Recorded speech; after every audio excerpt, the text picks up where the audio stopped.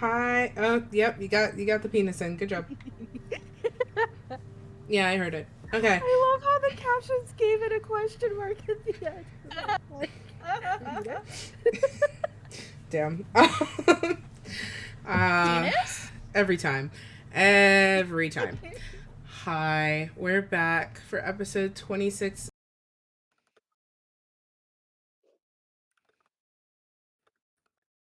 Questions. You're not allowed to do that. Hold on. Stop.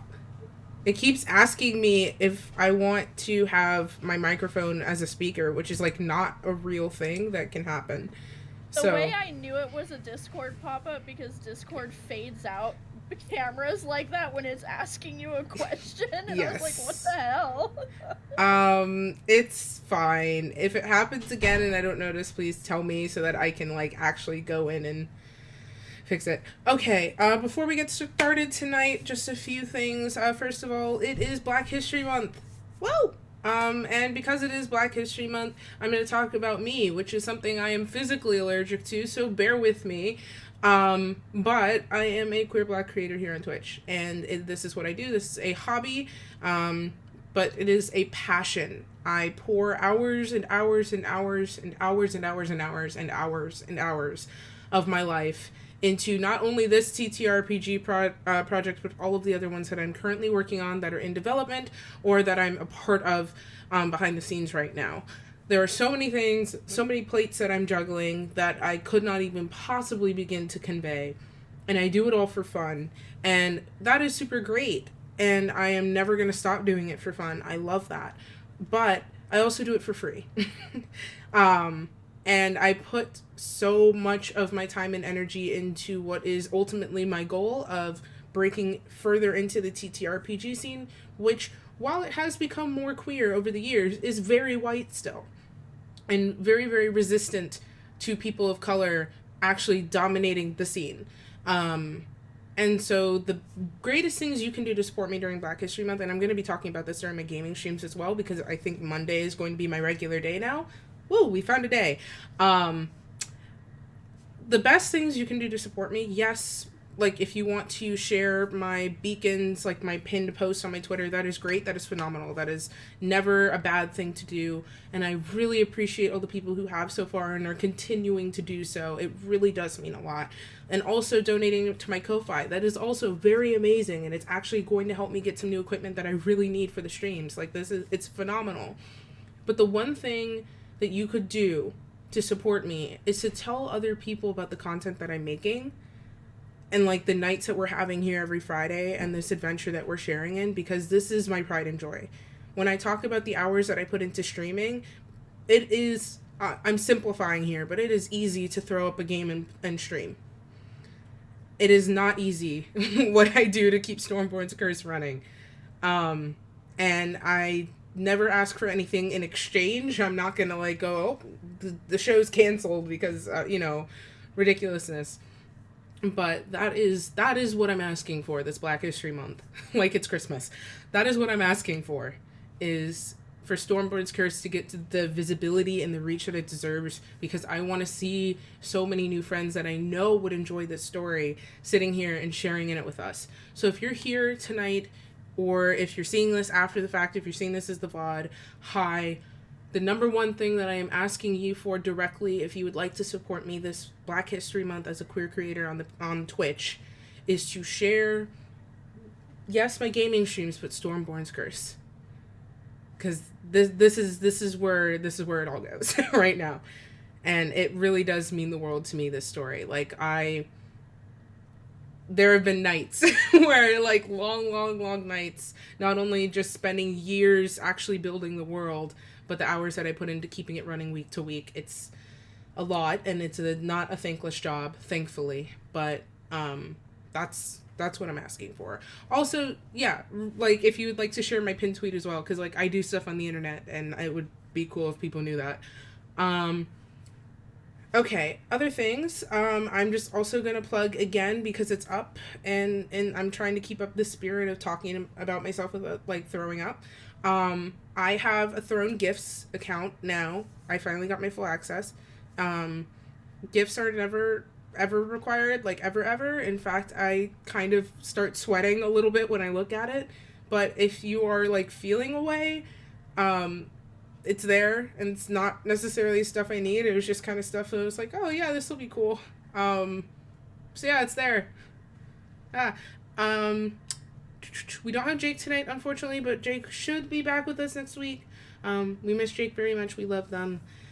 And I have more things I was going to say. Oh, I don't know if I'm going to be opening them tonight because I don't know if the person who got them for me is here, but I did get my very first own gift, which is a set of dice from the wonderful Alicia. I don't know if Alicia is here tonight, but if she does pop up, somebody yell at me so I can open the dice. I'm not going to open them without her, the Alicia command.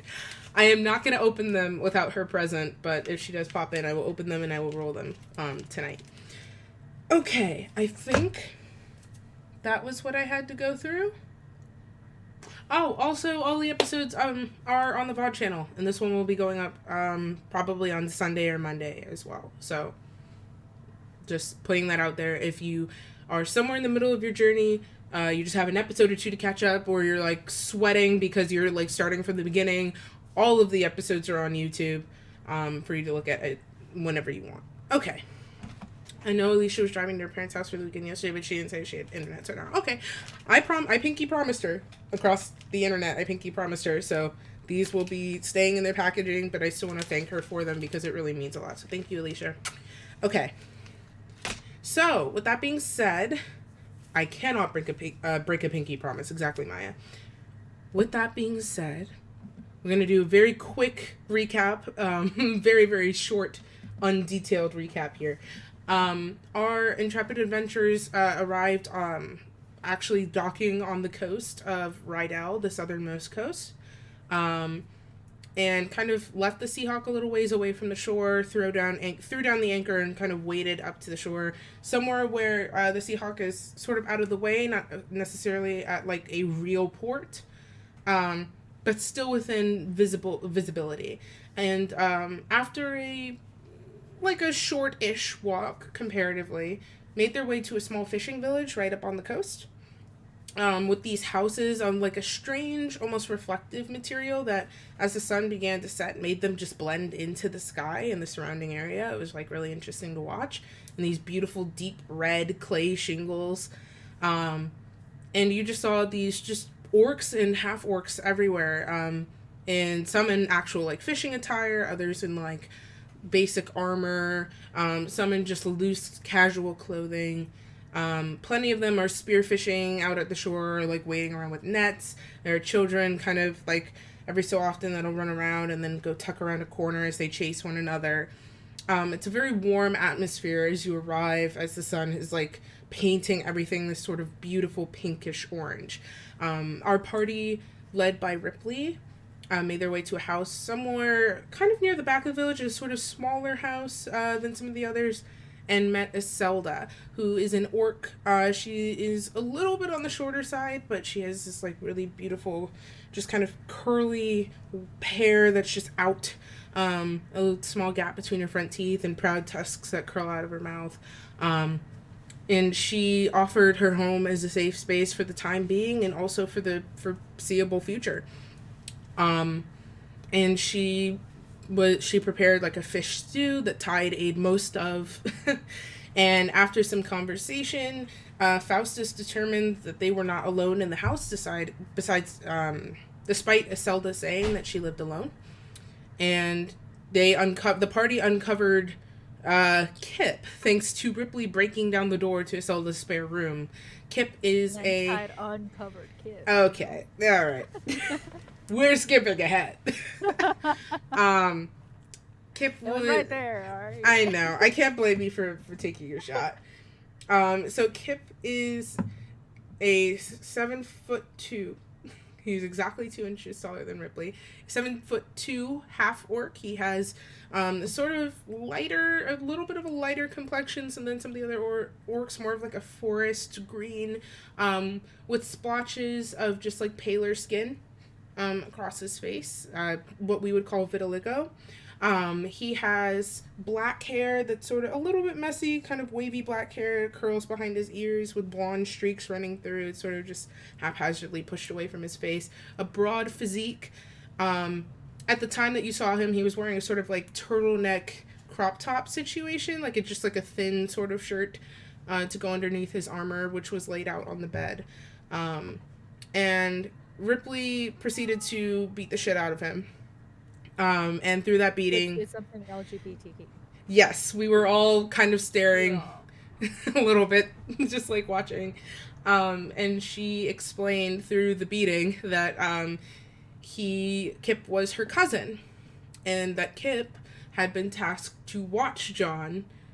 And so you can tell there is some tension there. And Kip defended himself. He was saying that, not physically, but defended himself, saying that he said he was teleported into the middle of nowhere. One minute he was with John, the next he was simply not. Which the party had begun to unpack before deciding that bed was better. Tide also decided bed was better after a quick conversation with Kip that turned into a longer conversation. That turned into not a conversation at all. I think it was the spiciest sex scene that we've had in SBC. It actually was, and it was my favorite because I was thrilled and everybody was just slack-jawed, and it was fantastic. That has never happened. Anyway, I'm stepping my game up, so... Like, I think we got some, like... challenged. I think we got some, like, oohs at, like, the last one with Casper and Rodori, but, I like... definitely gasped very loudly. It was great. It was so great. And you're like, can we hear them? No. No. Let Tide have this moment. It was beautiful. Okay, so with that being said, this is where we're sort of picking up. It would be the next morning. Tide. Mm-hmm. You have a dream.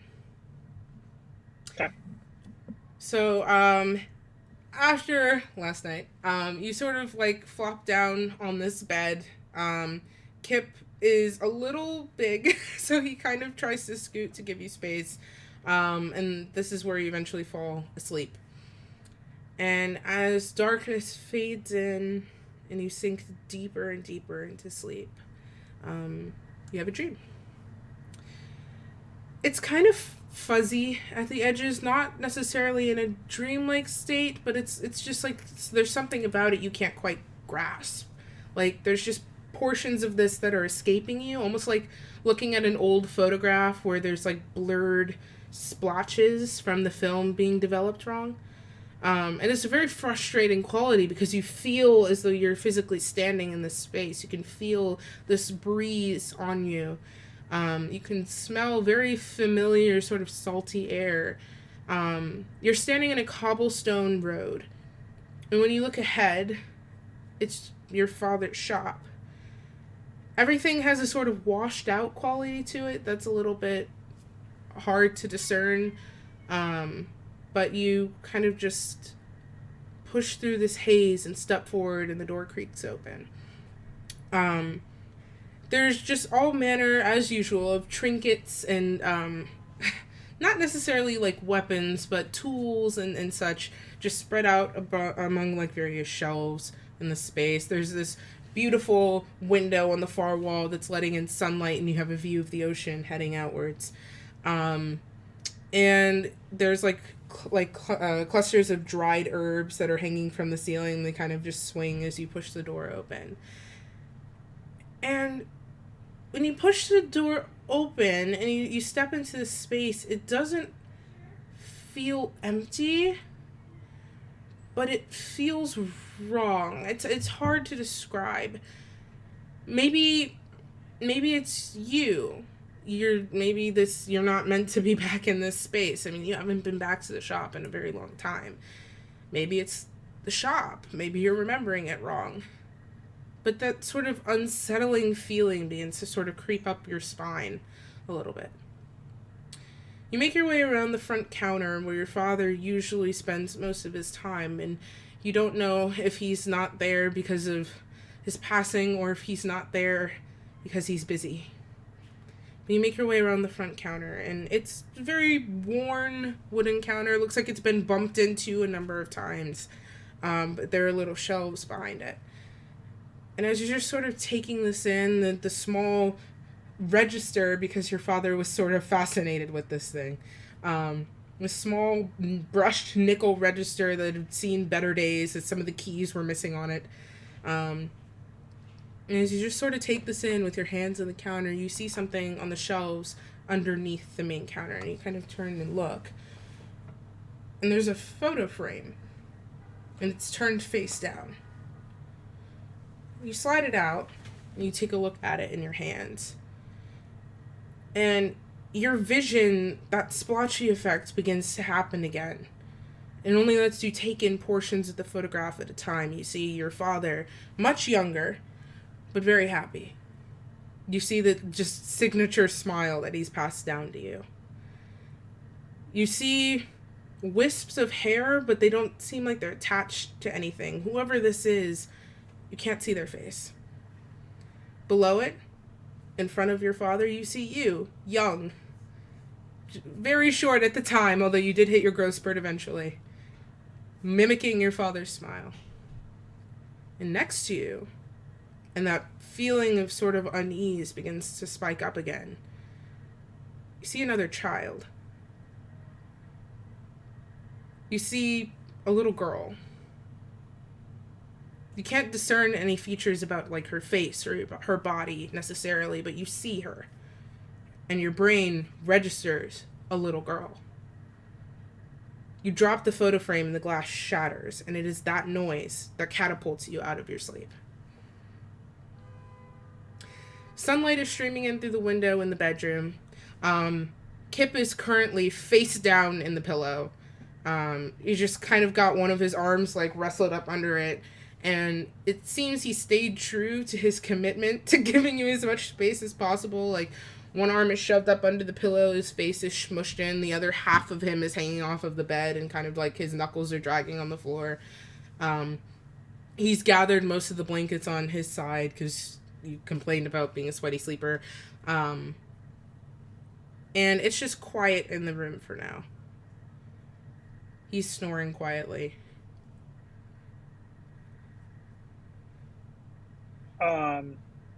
Tide would, like, upon awaking, would kind of, like, jump up into a seated position and sit kind of the edge of bed and do all this observation, like, over his shoulder.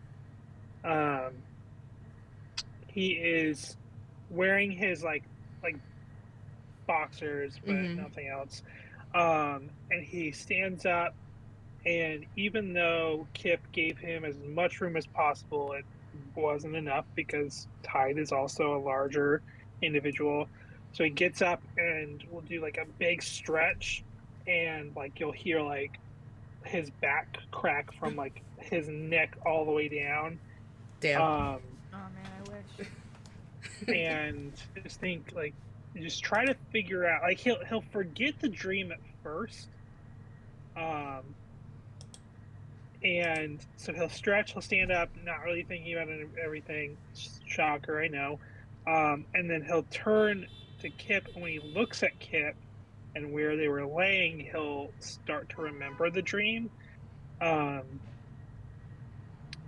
And his first thought isn't going to go to the picture, it's going to go to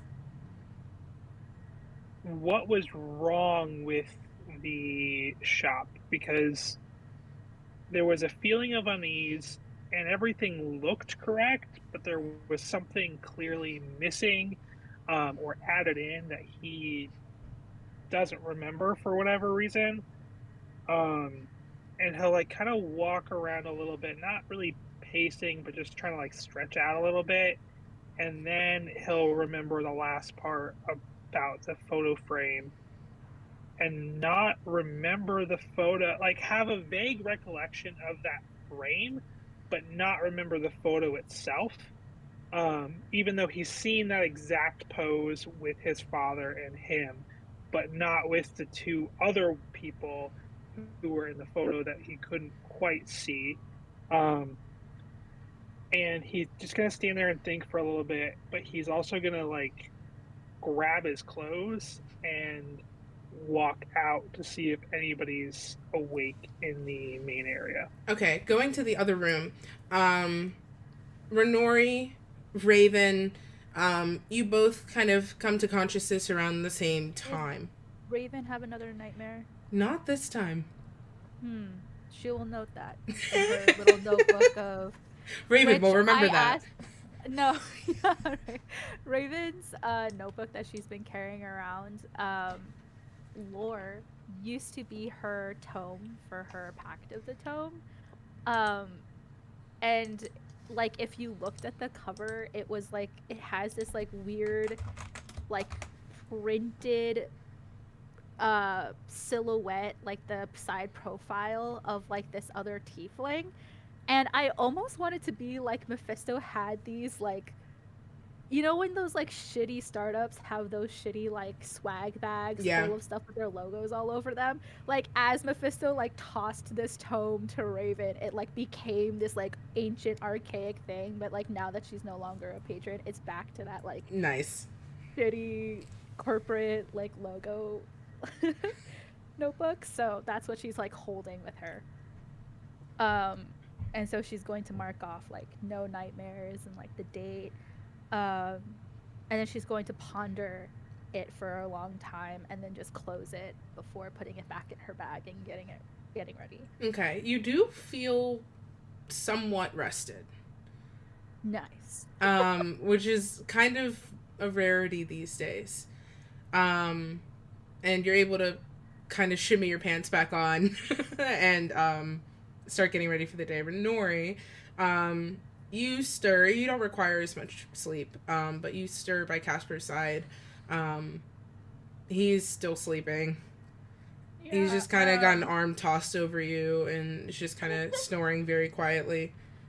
Renori, because she only needs like 4 hours of sleep, and even though she normally sleeps the whole time while next to Casper, even though she doesn't need the full 8 hours, she would have actually ended up laying awake for a lot of the night, pondering everything that feels like ahead of them right now, from, you know, Ripley's brother to where they're planning on going to next, and all of the inter-party dynamics. Like her brain, once she got her rest, she like got catapulted into being awake and couldn't shut it off. But she's also not particularly interested in like getting up because she's like all tangled up with Casper and like cozy and warm. So being awake is not like something like awake, yes, but like actually getting up, not something she's super interested in. But she'll just whisper because she can hear everyone else like getting up and moving about, and Tide and Tessa and Boomstick and Rip, like everybody moving. She'll just go, Casper, psst. He kind of like, hi. It's morning. Raven throws another pillow at Casper. It's happening in the same room. He doesn't even try to dodge it because he's not even aware of it happening. Just like poof. Renori will like pluck the pillow off of him and like set it off to the side. Casper Raven goes under her like pile of blankets to put her pants back on. Nice. Casper just kind of like, there's like all those laces. Without looking, just sort of like tilt his shoulder back to give you the general direction of you, the finger. Just, okay. Yeah, I'll get up. Yeah, I mean, like, we don't have to. Like, we could just stay and, like, let them figure it out. Yeah, okay. And he starts to pull you closer, like, you just see, like, him falling back asleep. Like he never got awake enough to, like, start... have full thoughts. You know, yeah. So, the second you just, like, he just hears go back to sleep, he's like, alright. Raven booms her voice just enough so it'll be like, Casper, get up. Okay, Casper like and jumps. Boomstick also, you hear Boomstick hit her head on the other side of the room. Just like, I'm up, I'm up, I'm up. Yes, awake. And then she kind of like she like elbows Tessa, and Tessa gets up. Ripley is not in the room. But everybody else is up now. Casper's like stretching. You do all smell something being like, it smells like fresh food. It's a wonderful smell that's kind of emanating into this room. Renori will go around and like clean up everything and like fold blankets and like stack everything nice and neat and make sure that like it doesn't look like a group of messy adventurers just crashed here for the night. Raven, upon seeing that Ripley is not there, will kind of sling her pack over her shoulder, so that it's like cross her body, and then will like kind of be like, I'll be back, and then she'll just go to look for Ripley. Okay. And it's like or like also sort of see what's going on. Okay. Right? So she is like paying attention as she's sort of looking for Ripley. Tide, you're checking the room, right? Yeah. Yeah, so I'm gonna Tide say is like walk out when like, Raven's when putting she's- on the pack and like going out. Yeah, there's like a. So he'll do the whole like putting his pants on, like jumping up and down to like get, because he's wearing black jeans now. Now that he's in his reputation era, and he'll like start to button it, and he'll just be standing there, kind of looking around. Will not notice that Ripley's gone, because Tide doesn't observe things well. Hey, Liz, captions. Yeah, I know. I'm trying. Wait, Chris. Okay. Chris, you have to unmute on meat. Oh, I'm muted on meat? Yeah. I was like, can I just do it and not make it a okay. thing? The answer is no. I fixed it. Thank you. Got it. Okay. So he will have his pants on, and he's holding his shirt. His jacket was left by the table when he was eating, but he's not gonna say anything yet.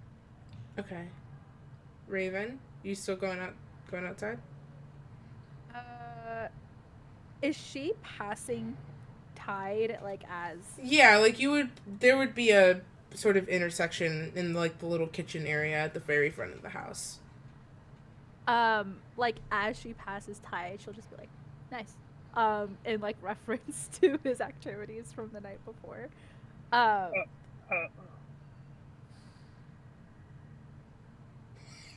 It's just an awkward like, okay.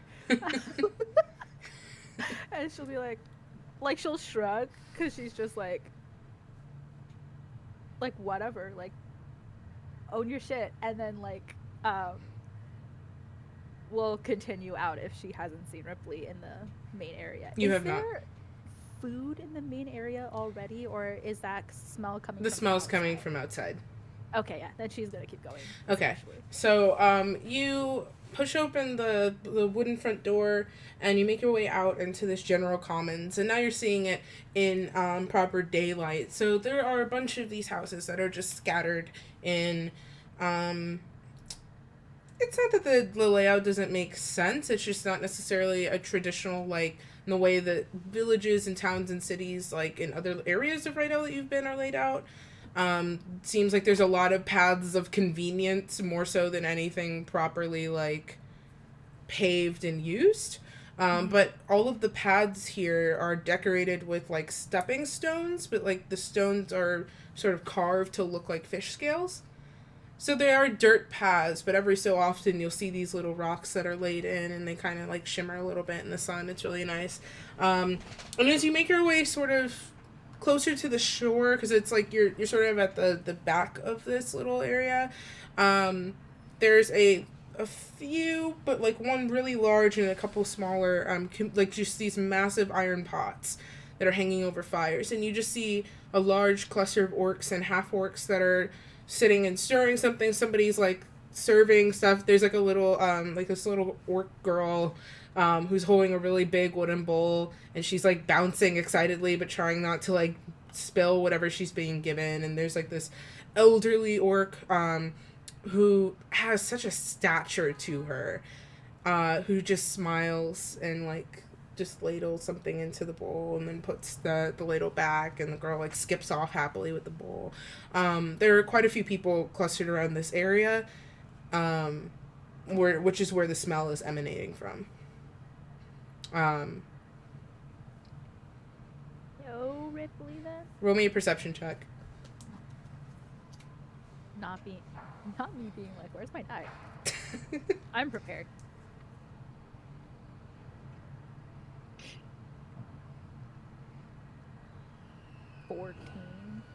Okay. You kind of do a general scan of the crowd, and you don't see Ripley, but as your eyes sort of pass over and you kind of like look towards the shore, you do see her. And she's just kind of standing at the shoreline, just looking out, pretty far away from everybody else. Yeah, Raven will just go up to her. Okay.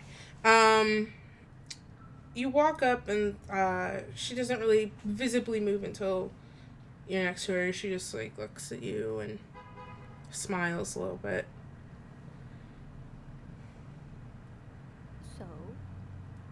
So? I don't know how much red tape I guess there is in your customs, but are we going to see your brother today? Oh, yeah. I haven't been home in a while. And I've just been thinking about how not necessarily how I'm going to get us in there, and just conversations that are gonna happen, and we're definitely gonna see him today. I mean, we came all this way. We have to. Yeah.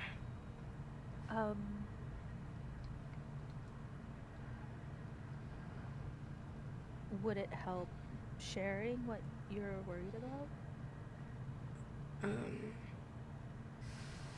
If you want to listen. Yeah.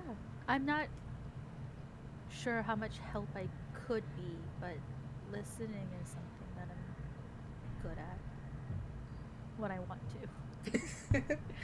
to. Okay. Well, I left about 5-ish years ago. Probably, no, more like 7. I was 18. So my mom, before she passed, she was one of those people who it just seemed like the universe had been made for her, you know, like someone made the night sky so she could look at it and smile. She was just everything. And when we lost her, it got hard for our family. I mean, everybody. She was just so loved, and there was just a lot of pressure on me to be like her, and I'm not her. She was practically a god, and I am a security guard from an evil store. I don't it was just a lot. And well, I at first I thought that I could try, you know. My dad wasn't mean. He was just, I could tell he missed her. So when I messed up, when I let me back up. One of my mom's things that was very important was about the power of emotion. That emotion, controlling your emotions, not withdrawing and hiding them, but controlling them is very important because that is in itself a gift. You're allowed to let loose as much as you want. That's very healthy, but it's about knowing when to keep your emotions in check and how to use them in ways to help others and yourself. And she could do that. And I don't know, my memory of her just starts to get fuzzy after a while, but I tried to be like her. She made everything look so easy, and I would just, I don't know. I would go out with my dad, and we would, be fighting stuff because he wanted me to get better, and I know my way around a hammer, but I could never, I don't know, get angry like he could. He learned from her so beautifully, and I just couldn't get it, and everyone else seemed to get it, and I can't. So I just get sad and kind of withdraw, and it would be this whole thing, and I felt like I was just going to spend my whole life trying to be someone who died. And I don't know, being around my brothers made it easier because they never put that pressure on me because they knew Mom. I mean, John was very young. He doesn't remember her very well, but I could just be with them and be myself and read books in silly voices and try to dance and fall over. I didn't have to be anything else but that. When I was 18, in our culture, there's not necessarily just like a king and a queen, because I feel like that's kind of broken. But the whole tribe sort of comes together and says, hey, this person did like something super helpful and important. Maybe they should be allowed to make some decisions for us. But there's like a lot of people who make those decisions. But then we just like have sort of like a central, like a chief.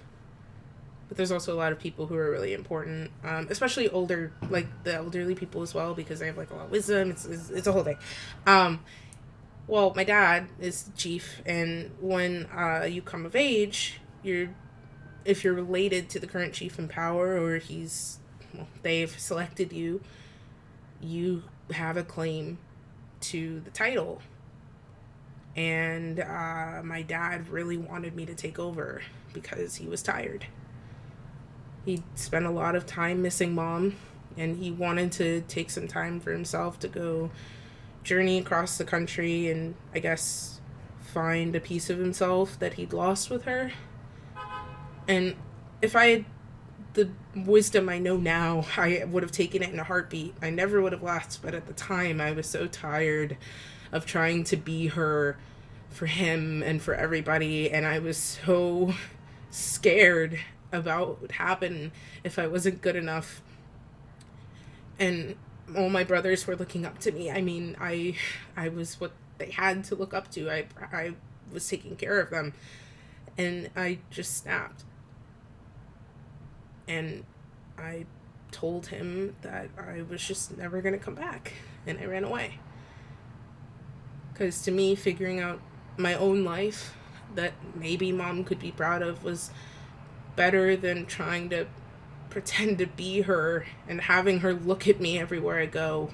It's just the worst. And now I'm back here after I said I was never coming back. And I don't know how I'm going to look Dad in the eye.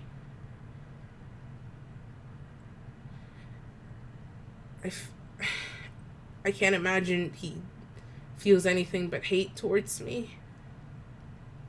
I mean, how couldn't he? I took away his only chance to find some peace. He's just been so sad. And he never took it out on me. Not really. So I'm just standing here and I feel like a little girl again because I don't know what to do.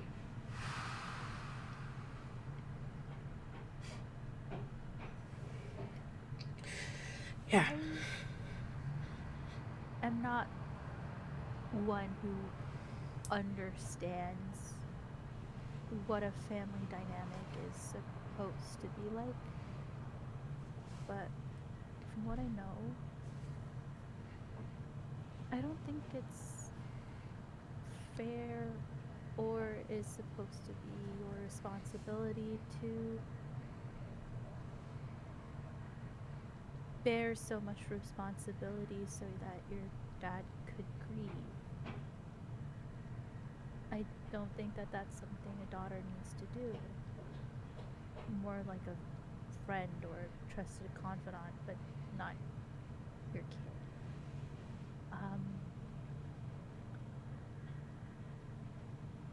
And I don't think it was.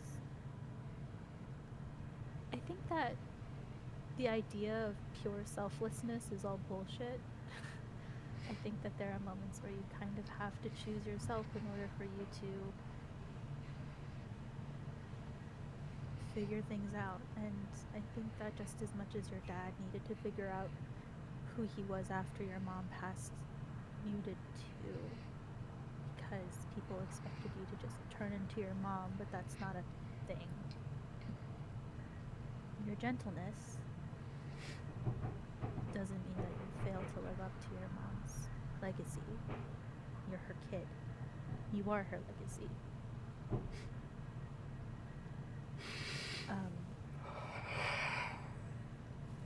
And I think that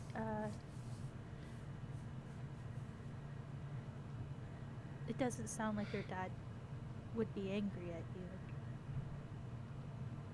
I think that a good dad would be happy that you're back.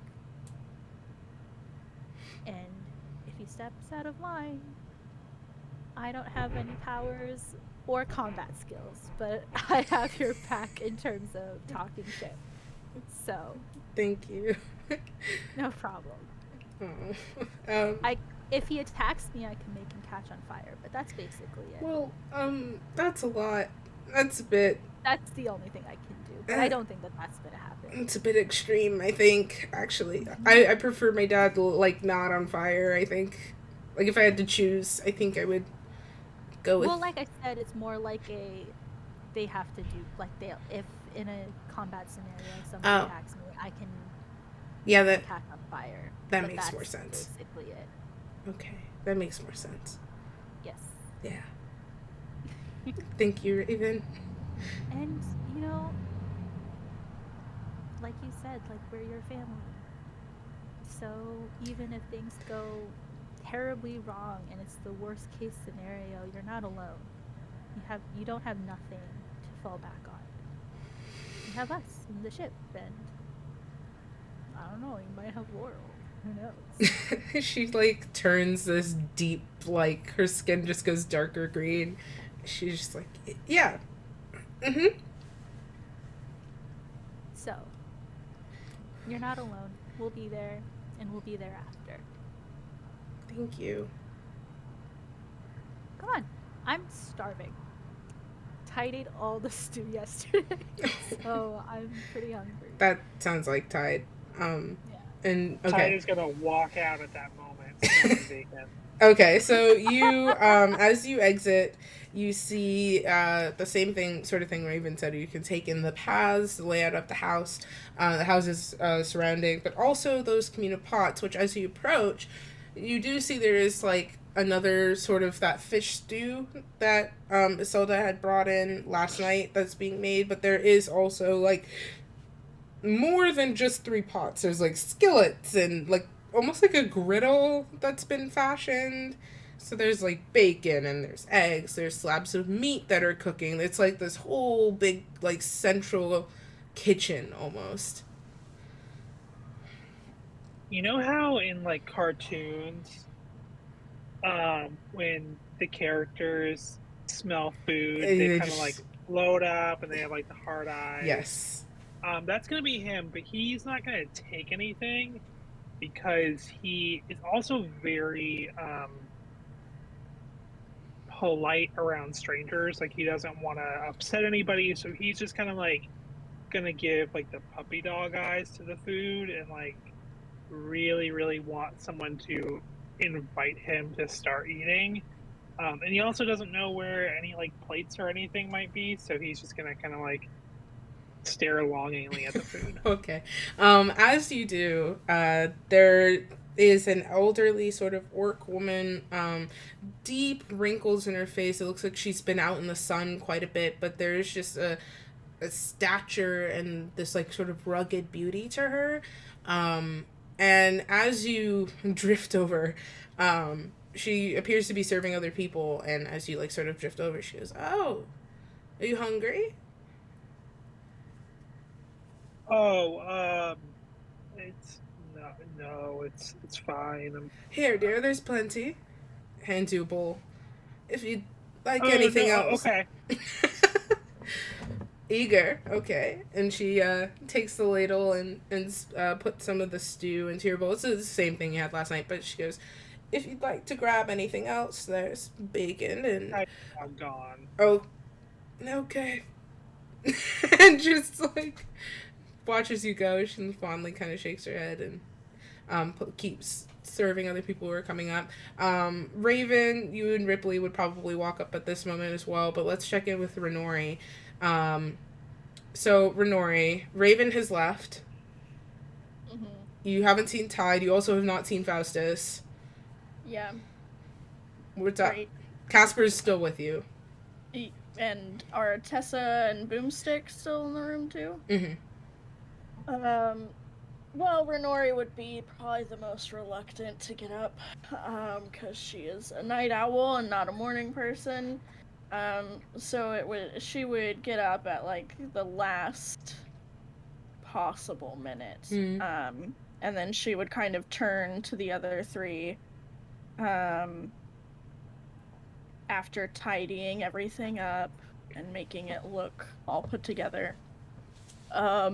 So it smells like there's food, and I have a feeling that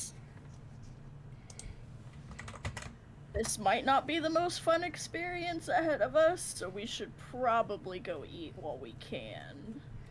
Casper kind of like stretches as well, tries to crack his back, does not work out. Yeah, food sounds great right now.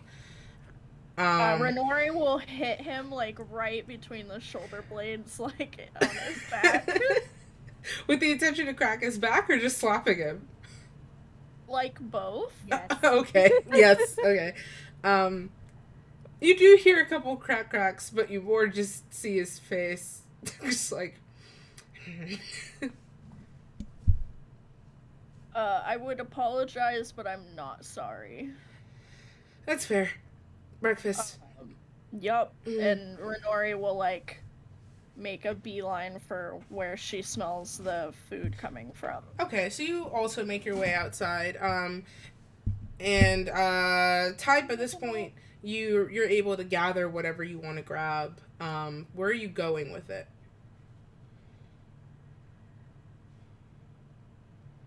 Can I see like if there's any sort of like makeshift seating anywhere? There are a few small tables of like somewhat like the Seahawk, or like tables made of like crates and barrels. There is like a couple of sets of like wooden picnic tables a little bit further out too. But they're a little bit further from the village. Are any of the like crate tables empty? Yeah. Okay, so he would go probably to the closest one that's empty, and like put his food down and just start eating pretty immediately. Okay. Raven, you and Ripley walk up to the food pretty quickly. That elderly woman who's passing out the food pulls Ripley close by like the back of the neck, and they touch foreheads for a moment, and Ripley just sort of, and all of the tension just sort of releases from her back for a moment. They don't exchange words, but it's a very powerful visual exchange. After that moment, Ripley kind of pulls back a little bit, and the woman fills a bowl for her, and then turns to you like, "Would you like some?" Yeah. Do you guys also, perchance, have bread or anything? Oh, we can find some for you, and turns over her shoulder and goes, "Corn! And there's this like sort of like leaned up against one of the buildings, just like floppy dark hair in his face, a half orc that just and she's like, quit sleeping and get this poor woman some bread. And he just sort of like, yep, yes, sorry, Grandma, and just starts running off towards one of the houses. And she turns back to you. He'll be back in a moment. Thank you. Of course. If you'd like to grab anything else, you have full run of the place. Any friend of Ripley's is a part of our family. Thank you. I think I'm good after this. Okay. And she starts helping other people as well. After a few minutes, Karn comes back and he's got like a loaf of bread in his hands. It's pretty hefty.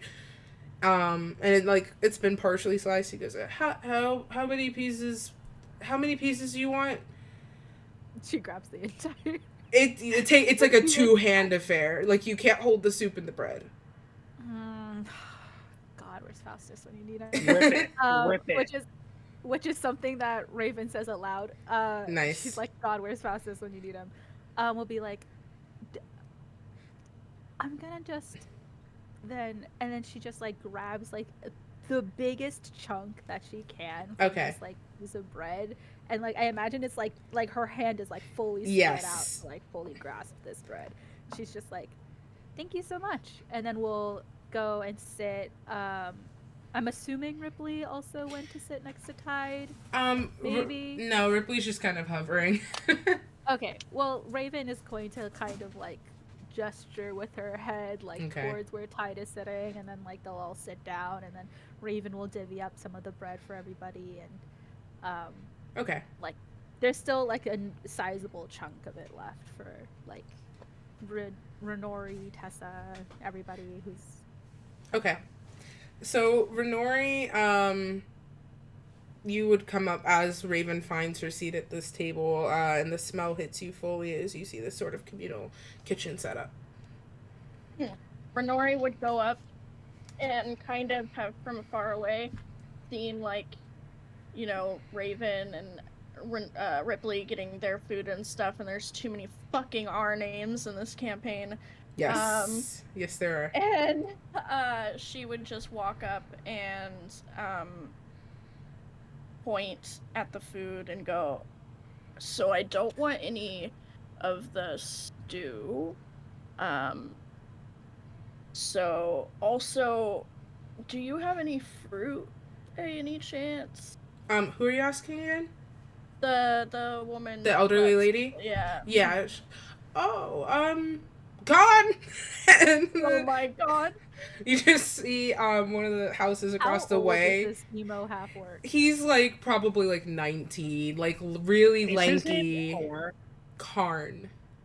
Karn. Sounds like corn. It's the band Korn. The entire band Korn exits this house with the fruit in hand. Karn. You just hear just the door slamming open, and he's just like in the doorway. And in his arms there's like a bowl of fruits and like also more bread. And he just comes out and he goes, Grandma, you don't have to yell every time. You could just ask me. She's like, I'll yell as much as I damn please. Give them some fruit. She's like, yeah, let your grandma fucking yell, kid. And I hear this. You're right. Yeah, Renori's like close by. Okay, well, Raven will turn and get... I've been saying Renori sounds like she's joking, by the way. She doesn't sound like she's being an asshole for once. Okay, he kind of like needs to take a minute to recognize that, because at first he's like, oh, and then realizes you're joking and just sticks his tongue out at you. Get more bread! I have bread. No, this is directed towards Renori. Oh, to, okay. Like, bring more bread to the table. I don't know what we have grapes. There's some mangoes. There's banana. Renori, so apples. I'm assuming... Oh my god. I think we have a pear. What? this is me asking. Oh yeah, what's up? Are there like plates? He does not have any in hand, but you see people with like plates and bowls. Yeah. Okay, so she'll get one of those, and then grab like one of each fruit or whatever, Okay. and like as she'll take a bite of the pear in front of him and like wink just to like show like she didn't mean to be like a jerk earlier. And then gather In a like sexy some. way? No, not in a sexy way. This is a child. And also grab some bacon and eggs, and then turn to Casper. You heard Raven, get some bread, and then she'll walk over Nice. to where everyone else is sitting. Raven is also nodding. She's like, I approve of it. When you wink, Karn just gives you like this sort of lopsided grin. Still a little sleepy, but same wavelength. Casper just rolls his eyes and grabs some bread. Tears off a piece for him to eat, but like takes the rest of the bread that's there. It's like he cut a smaller loaf, seeing Raven struggle with trying to take the whole thing. He cut like a smaller piece. So Casper makes his way over with that. You all find space at this table. There's not enough chairs for everybody, but there's like enough physical space for everybody to put like plates down. So you sort of, Renori, you get settled. You see Boomstick go through the line first, and Tessa's kind of just following a little bit close behind. And it takes Boomstick kind of encouraging her for her to actually get something to eat. And then the two of them make their way over as well and kind of like find space at the outskirts as well. Yeah, Raven will like continue to like rip pieces of bread and like pass it around to everybody. She won't like skip anyone. And then she'll also like, I don't think that there would be any like, none of the fruit is sliced, right? No, it's all like whole fruit. Okay, but Renori grabbed a little bit of everything, so she'll like grab like 3 to 5 grapes and is just like popping them in her mouth as like she's done eating. Okay. Funny, because Tide was also going to, with his mouth full of bread, ask Renori if he could have a grape. Just one? Just one. Okay. Okay, so Renori will go. She will have not sat down to leave like a space for, you know, maybe one more person who wanted to sit, and if no one sits, she's still not gonna sit. She'll kind of leave her plate on the table and like be snacking from it, kind of like leaning against Casper, standing up next to him. And when Tide asks for a grape, Renori will grab one and go, okay, catch it in your mouth then. Alright, hang on. And he'll like swallow the bread, probably a little bit too much at once. Yeah. Like he should have chewed for a couple more minutes. Okay, both of you roll me dexterity checks, please. Oh god. Just base dex. Because we're both so good at that. Wait, where's my dex? If they miss, I want it because I kind of want it to be because Raven swapped it out of the air. Okay, we'll see. Okay. I got a 17. Renori? An 11? Okay. Renori, you throw the grape. It's a terrible throw. Which, but Tide, you're just kind of like, you're watching it, and for the first time in your life, you do math. As you see this grape arc through the air, you just sort of like equations fly by your face, but none of them are actually just equations. They're just like random words that you're thinking about. And you just sort of like calculate. Grape. You calculate the angle. Yep, it's just all grape. It's just, it's like a triangle, but like all the sides just say grape. Like, you calculate the perfect angle, and it like hits you fully in the face, but you manage to kind of snap out and catch it. So, like, you get points for style. Wow, Tide, something between last night and that right now tells me that you're really good with your mouth. Casper kind of, like, Raven under his breath. Casper like, is about to take a bite out of an apple, and you just, like, everybody hears it. Yeah, Tide will turn like a bright purple, and he'll choke a little bit on the grape because it went pretty far down. I hope you didn't choke last night. What did Tide do last night? And Ripley looks over at you. Oh, did you not pick Nothing. up on that, Ripley? Nothing. Pick up on what? Tide had a really great night, and I'm happy for him, that's all. I'm gonna have her do an insight check. I'm like mentally thinking like, does Raven give her a hint or not? I'm gonna roll a percentile die. Give me 1 second.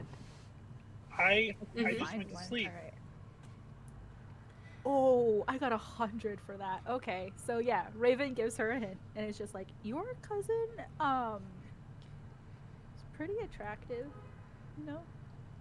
You see Ripley started to get it as soon as Tide said I went to bed. Like you could see the gears in her head turning, and then you say that, she goes, "Oh, I'm so conflicted."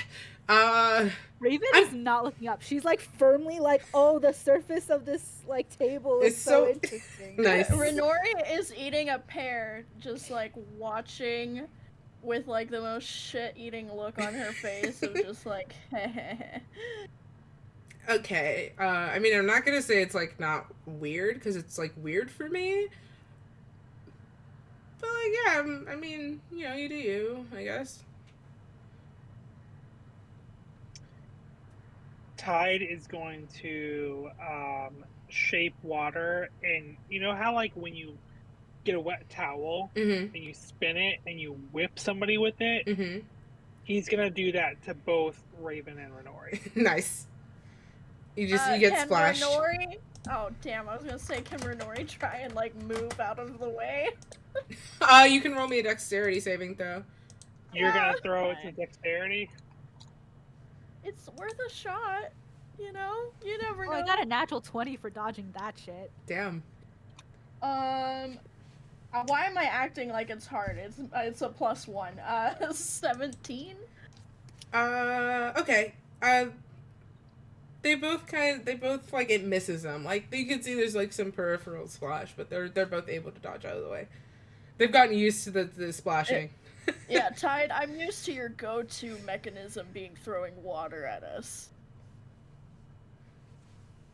You just see Raven Tide casually is gonna eating stand these up like. and walk away. No, Tide, wait, Tide, wait. Oh, Did Tide. he stop? Nope. Where Tide, did he go? Tide, you hear Ripley call out to you. Wait, Tide, no.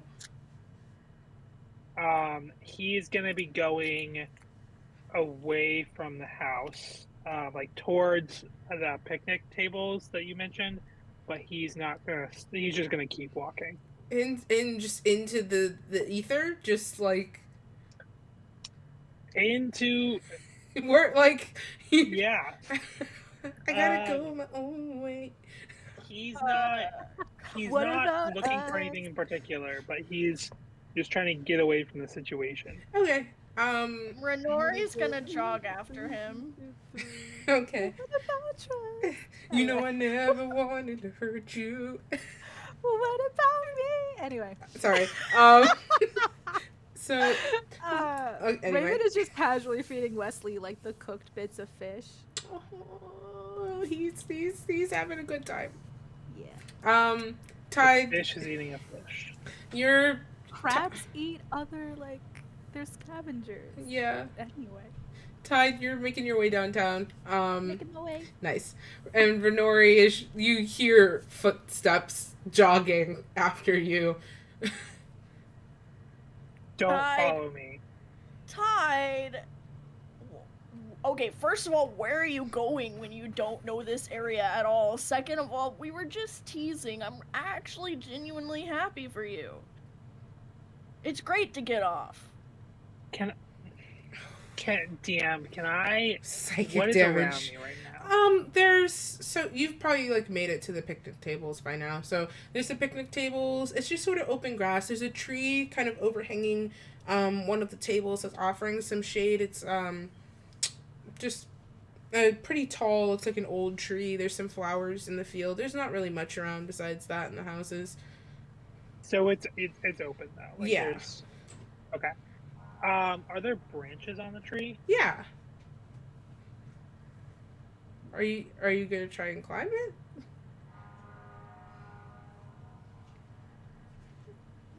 No. Okay.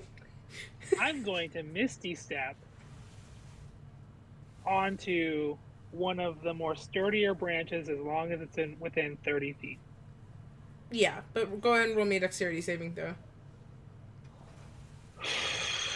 Just wasted on a grape. That's 15. Okay. So Renori, as you're calling out to him, as he's walking, you just see that telltale like silver sort of bluish mist curl around his feet and just absorb his entire body. And the next thing you know, are you standing or sitting, tied on the branch? He's gonna be standing. Okay. And you see Tide appear standing on one of the branches of this nearby tree. Okay, question. How high up is Tide? 30 feet, baby. A little less than 30 feet. You're like 25 feet up. Okay. 25 feet up. Interesting. If I were to get closer to the tree, would it be lower than 25 feet, like, away from me? No, that doesn't make the branch closer to the ground. I didn't know if it was, like, a diagonal measurement we were going with no. right now. What are you trying to do? I am trying... So, I can levitate, but only 20 feet. You could levitate onto a branch below Tide. There's a branch sort of, like, behind him that's a little bit lower that you could reasonably get to, but not onto the specific branch that he's on. Okay, so I'll do that. Renori will cast Levitate on herself, which is one of her drow features she can do, and get up, like, close enough to Tide, and kind of, like, put her hands on the branch that Tide's on to kind of, like, peek at him, and go, okay, Tide, you keep putting walls up. Yes, Tide. She doesn't have to make a dexterity saving throw. I was gonna make her do it when she's done talking because I think it'd be funnier. Okay, because he has a very important decision to make. Oh. And he does not want to listen to her. Okay. All right. Do me a dexterity saving throw, Renori. Wait, what am I doing one for? Because you levitated up into a tree and now you are standing in a tree. Oh. Which is high up and like there are sturdy branches, but it's still a tree. That's a 19. Okay. You keep your footing. Tide is gonna Misty Step off of the tree. Renori, as soon as you get to just like you start peeking and talking, there's just more silver mist directly in your face, and then he's gone again. He's just gonna sit down on the branch. Okay. And that's it. Okay. And actually, like, mope a little bit. Like, inner monologue is like, why can't I get through to Tide? Why can't I talk to him? Where does Tide go? Not back to the group, right? Like, or in that area?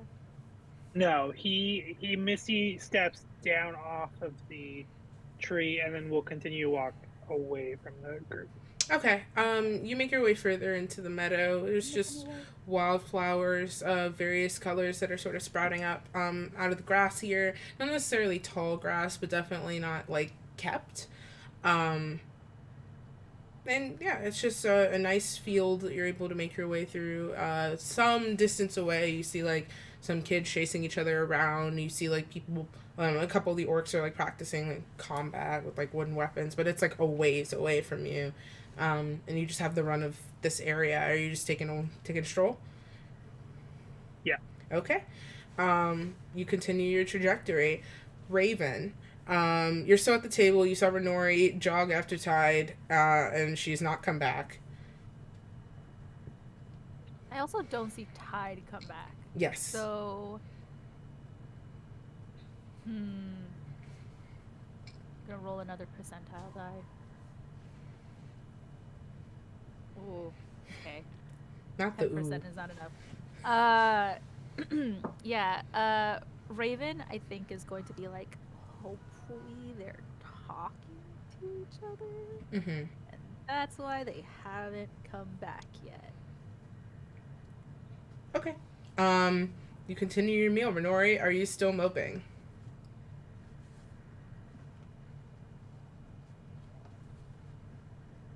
I think Renori would take this. Sorry, my brain had to pick between two choices, and it was difficult. Yeah, Renori. I don't choose. The dice choose. I switch. It depends on the choice.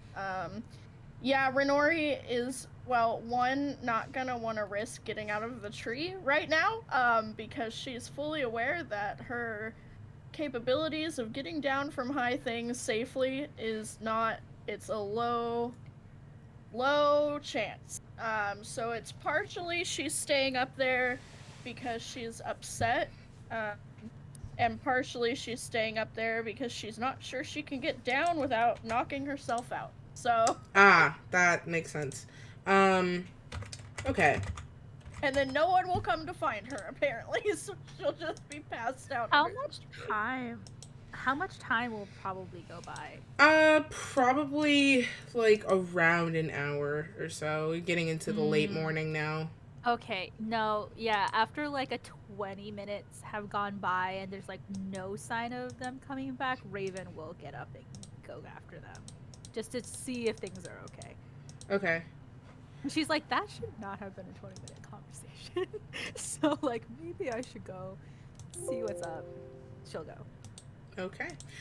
So you go and you would find Renori just passed the fuck out in a tree. No sign of Tide. Just up like about 25 feet in the air, pass the fuck out. I don't have any.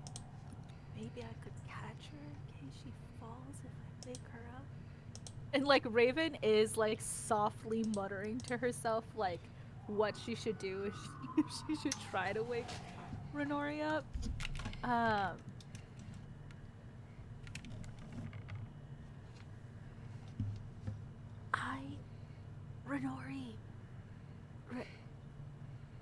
Renori, are you awake? What? What happened? I tried to talk to Tide. He misty stepped into the tree. I levitated into the tree. He misty stepped away because he doesn't want to talk to me, I guess. And I can't get down.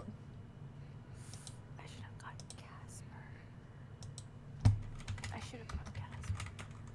I mean, like, you still can, like, walk away and come back. Yeah, it's just that... How far away was this walk? Like 5 minutes. Like the tree is visible from where you were eating breakfast. It's just like the edge of this settlement.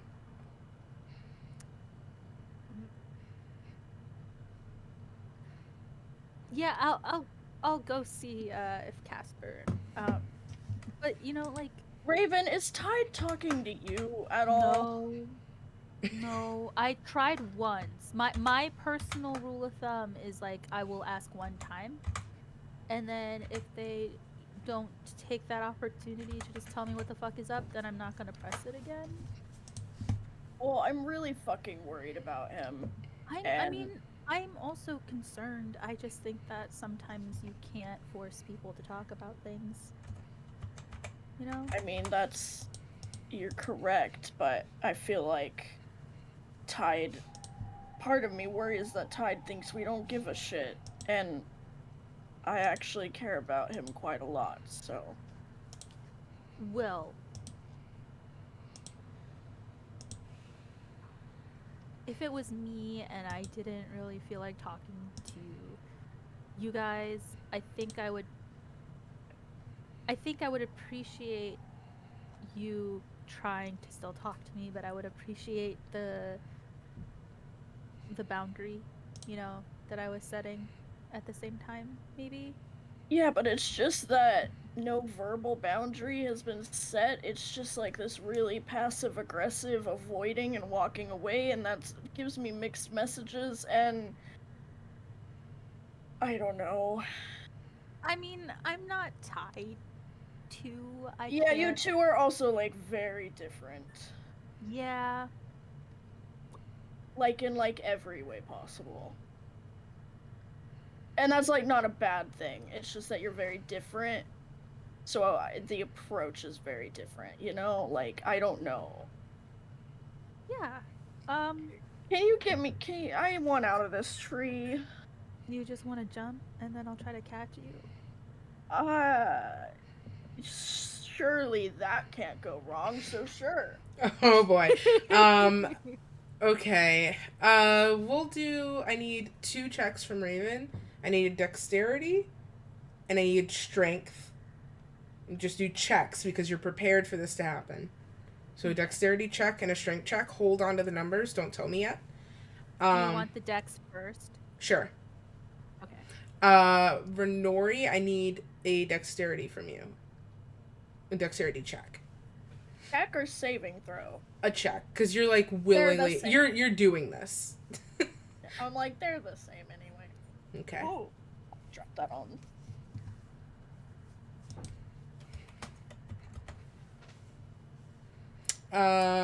Okay. What do you want first? Give me yours first. You want my 9? Okay. Raven, what were your numbers? Wait, yours is a 9 dex? Yep. She only has to do dex. Mine is a 19 dex, and then an 11 strength. Okay, so here's what happens. So, Renor, because you're both like preparing for this, because you know it's not gonna just be a spur of the moment jump catch, because of how both of you are. Renori, so Raven, you kind of position yourself under where she is. And Renori, you shift a little bit on the branch so that you can try and like drop down as elegantly as possible without impacting the ground. But as you sort of like throw your leg over and try to like hang off of this branch, you completely slip and fall. Raven, thankfully you're able to get where she is. Like you see her fall, you're like, oh shit, and you're able to like just kind of strafe to the side. But she is a person falling from 25 feet onto you. So you both take 1 point of bludgeoning damage. Raven, you are bludgeoned by Renori. Renori, you are bludgeoned by gravity. As Renori tumbles out of this tree. But you Yay. caught her. I love being at 28 hit points. You caught her, though. Yes. Am I, like, on the floor? Yes, like, this is just, very like, much... holding, like, Renori, but, like, Renori's firmly, like, her ass is on the ground. Yes. You know, like, the effort If you won't was say there. anything, I won't say anything. Well, For all anyone knows, this was successful. And Renori, like, will point to, like, a little cut that's on her chin, like, but was it, though? And, like, I'm not gonna waste any of my magic on this, you know? Like, we could get decapitated by, like, someone any second. I don't know who's mad at us and who's not, you know? I'm gonna go back, and, like, Renori will, like, slowly get up, and, like, there'll be, like, I mean, a bunch no one of, has like, to know that was the reason why you have a cut. Yeah. Well, I'm bad at lying, and then Renori's gonna start, like... Renori's gonna... I imagine Renori's a little, like, not aligned properly now, and so she's, like, trying to... Put stuff get back into it as she, like, walks back. Well, I mean, like, you don't have to say anything, is what Yeah, I'm but saying. you're really assuming that Casper doesn't notice every little thing about me, is what I'm alluding to, so... Just, and you then know, you could just be like, what happened with my chin is exactly what happened with your caramels, and then turn it around on him, you know? We're gonna... fuck, okay. And Renori's just gonna keep walking. Alright. Like, look, there was an attempt, and Is Raven just following her? Yes! Like, blabbering on? Yeah. This is my favorite we really thing. We don't have to I love how it turned Really, from Raven because, like, saying the thing don't is talk about that it. because the thing is that if we do have to talk about it, I'm gonna have to talk about how that dismount went, and then that's where I'm gonna put the blame. You know? I am aware of myself, and if you put the blame on me, I get it. But like That's also like the saddest thing. Sorry. like but also we're getting closer and closer to the group, and you're still talking about how we shouldn't talk about it. So if you really don't want to talk about it, I think we should be quiet right about, and that would be like right when Renori gets into what she thinks is like hearing distance of everyone. I found Renori. Oh, okay. Yeah. Uh, Tide punched me in the face again.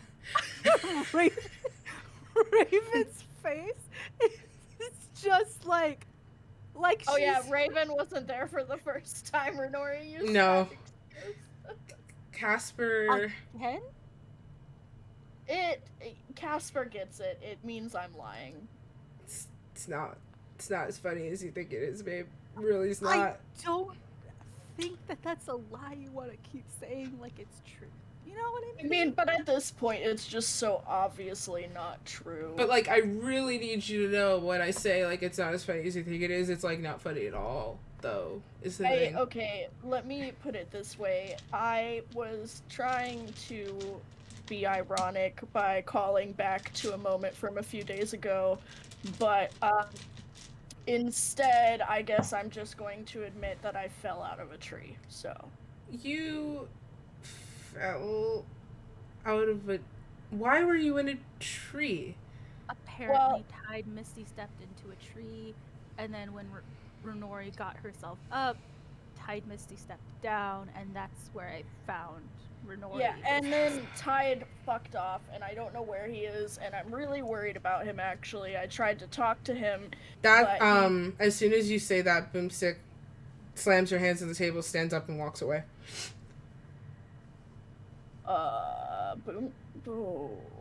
Fuck. And Renori's gonna look at Tessa. Do you know why that response was elicited just now? I wish I had an answer. Should I go at? I keep going after people and it's not working. Just I'm sure it'll be fine. It'll be fine. You know better than I do, Tessa, so just defer to you on that one. And Renori's just gonna like turn and lean into Casper like in shame from her falling out of the tree.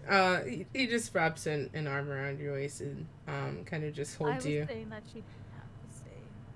She didn't have to. Anyway, at this point, honesty is the best policy when it comes to my inability to do anything dexterous. So.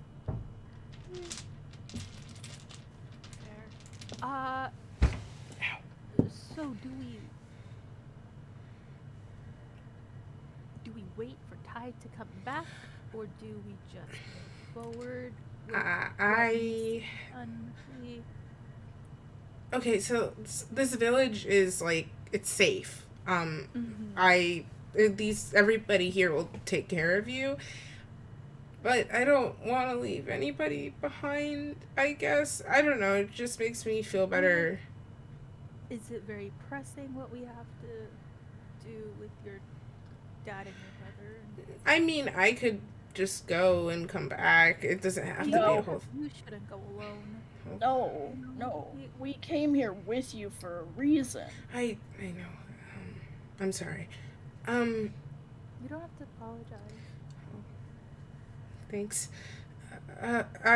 Yeah, I mean, if Ty doesn't want to, I don't know if this is what he's upset about. If he doesn't want to go, he doesn't have to. It was the, whole point of... No, I mean, he's definitely pissed off because I poked fun at him, I think. It might be more, but that definitely started it. I hope he knows that I really care about him. I hope he knows we all do, but at this point, I'm doubting that. I don't know. I'm not good with people. I feel like if I tell him that, it's just gonna make it worse. But I don't know. I just hope he knows that I. It was really hard for me to ask you guys for help, but I hope he knows that him being here means a lot to me. So I think most people like being told those things. So maybe consider telling him when we do see him again. yeah, I'll tell him later. I don't want to bother him. Well, I don't even know where he is, so That's also a thing. Yeah. Okay. Well, I guess let's wait for him because I don't want to he deserves to have a say as well because we have options about how we can do all of this. And I don't want him to, he's a part of this, so, just Upon like we'll wait for him, just like, well, okay, I mean, I guess there's nothing else for us to do but just wait and hope that Boomstick will sort of corral Tide back here. I don't know if it's like that. I don't know. I hope so. I mean, I think that they get each other, so if anything, I just hope she helps him feel a little bit better. Yeah.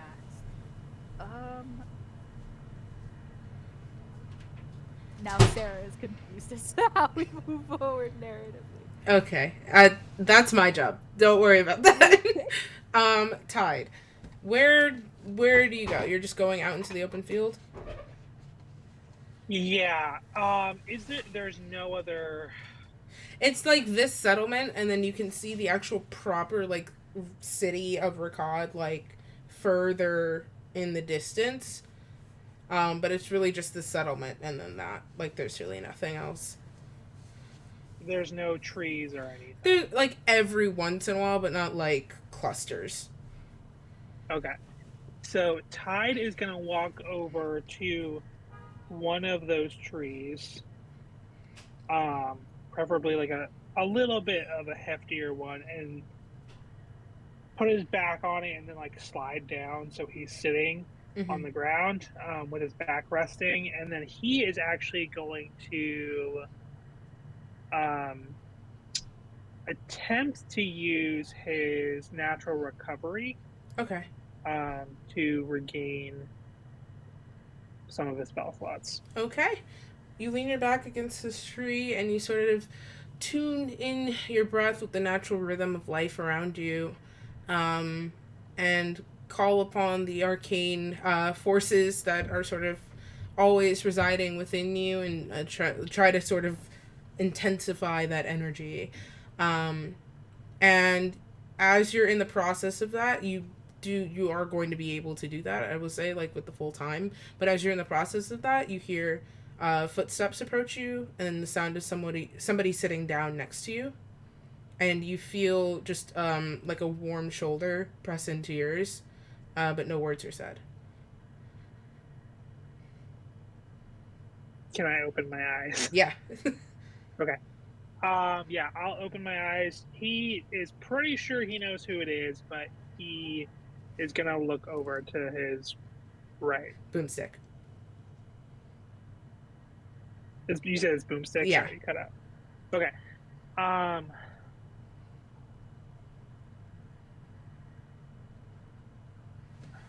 was he gonna say? Tide is going to sit there for a minute and just sigh pretty heavily, but not say anything yet. Okay. Boomstick like looks over at you, doesn't say anything.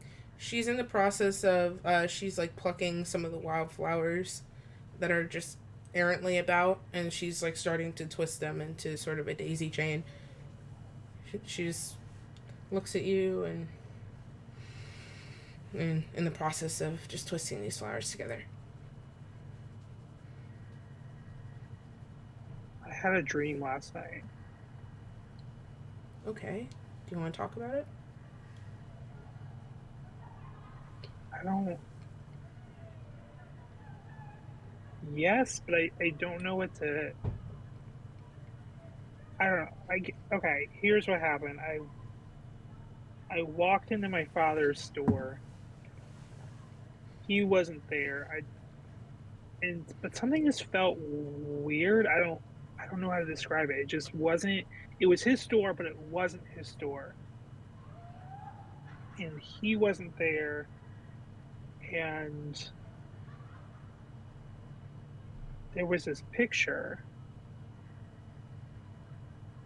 and he's gonna stop for a second. Okay. And what was in the picture? It's a picture I've seen a million times, but it was different. It was my dad and I when I was, I don't know, maybe like 6. I was young, and I remember that, but there were other people in that photo, but I don't know who they are, and I couldn't get a good look at them, and I don't know. I don't usually have dreams, so I don't know what this was about, but I know that there was a girl there. Like I don't know who she is. I don't know what she looks like. Okay. Did you have any family friends growing up? Friends of yours, maybe? It was like I didn't have friends. It was worth a shot. I'm sorry. I know. Okay. So you have a picture that's wrong, I guess. In a store, it's also wrong. It didn't feel wrong. It's like I know exactly which picture frame that is. It was where it was when we lived there. But the photo that I remember is like half of the photo that was in the dream. But it filled the frame. But it's not like it was folded or any. I don't. Okay. I'm going to ask you something, and you don't have to answer, but also don't get mad at me. Oh, of course. Okay. Is it possible that maybe could have been like your mom?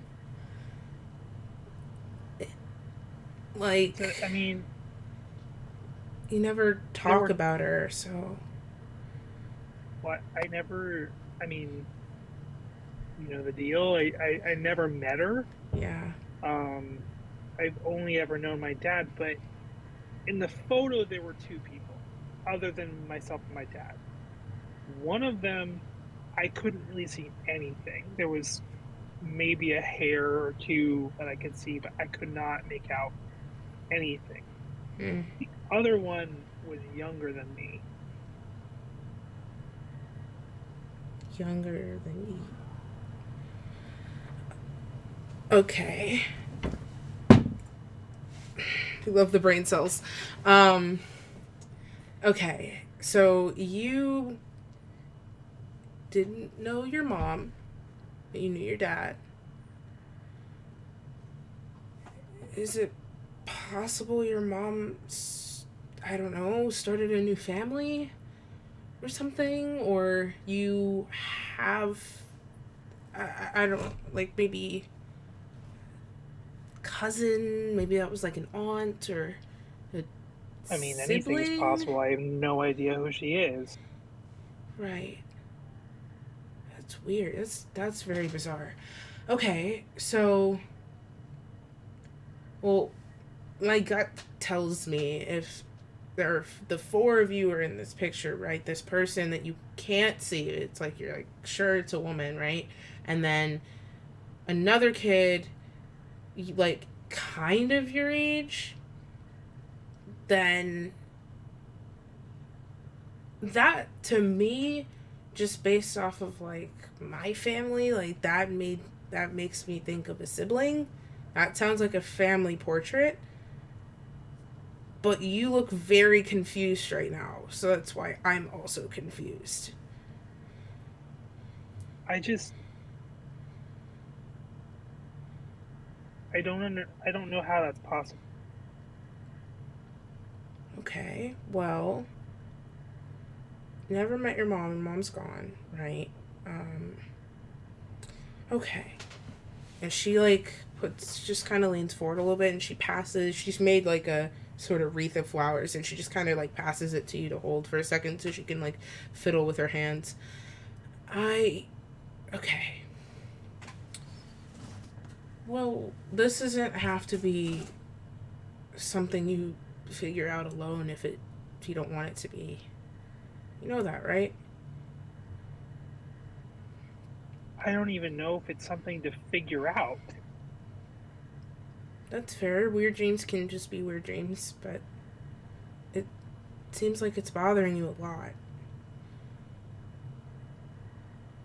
I mean, it was weird. I just feel like, I don't know. I don't know what it means. I'm trying not to think about it because that's not why we're here. Well, and then the comments, I don't like people knowing my business like that. That's fair. I don't like people knowing my business either. But back up though, because, like, you know, your shit matters too, right? Like, I need you to know that, like, but beyond all of this, your shit matters too. If we can take detours to figure out Ripley's shit, Renori's shit, Faustus's shit, and Raven's shit before we even get to the big end of the world thing. I'm not saying that judgingly. I know I've fucked up with that recently. I'm just stating the facts that that's what we're doing here. If we can do all of that in this big, like, road trip thing, you absolutely get to have time to figure out you. You're allowed to take up space, Tide. And you should. You don't have to tell your business to everybody, like, at all. But you're allowed to take up space. You're allowed to have needs and wants. You're allowed to grieve, to have joy, like, all of that. You're not only are you allowed to that, to have that, you're entitled to it. Like, you're a person that deserves that. It just feels like my issues are smaller than everyone else's, and just don't matter. Fuck that. That's not true. Not at all. Listen, I care about everybody here, okay? And I'd probably put myself in harm's way for anybody here in a heartbeat. Alright? But I would drop everything to go figure this out with you. You know that. Even if there's nothing to figure out, right? Even if, like, we're just tripping out. Like, it matters because you matter. And if they're making you feel like your shit is too small to matter, that goes back to exactly what I said before. That you are, whether or not they know it, or they see it, or they give you credit for it, you are the backbone of their group. And I don't think you hear that enough. You hold them together.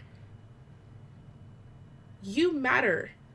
You got on the ship and we got close and you told me your story and you have had no time to figure out your stuff because you were always putting everybody else first. I am begging you, as hypocritical as it is for an asshole like me, I am begging you, Tide.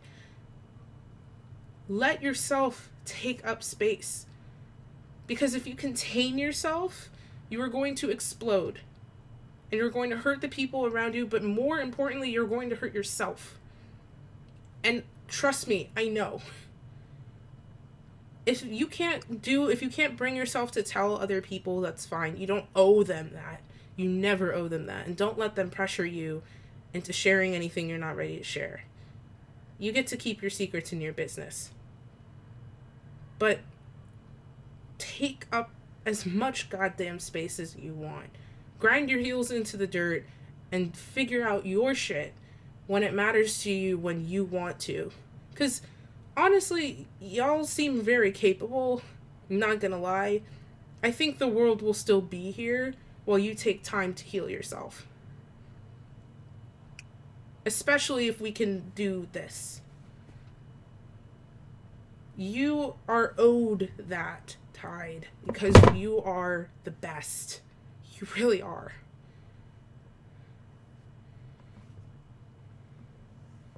Thank you. Of course. I don't mean to yell at you. No, it's fine.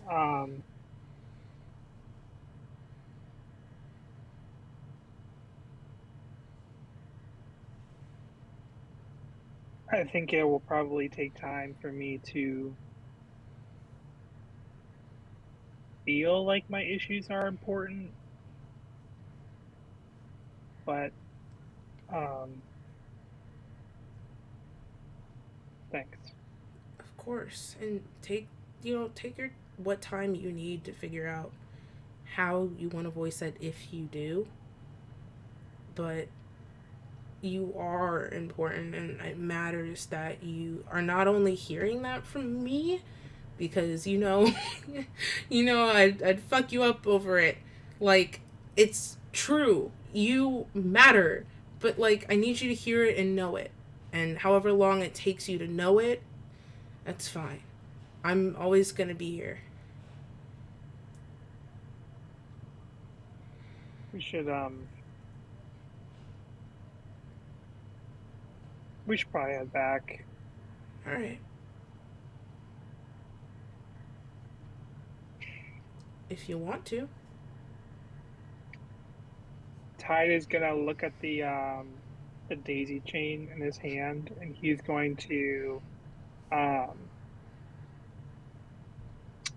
cast frostbite on it to like make them frozen. Mm-hmm. And then he's gonna put it on top of Boomstick's head. As he stands up. Okay.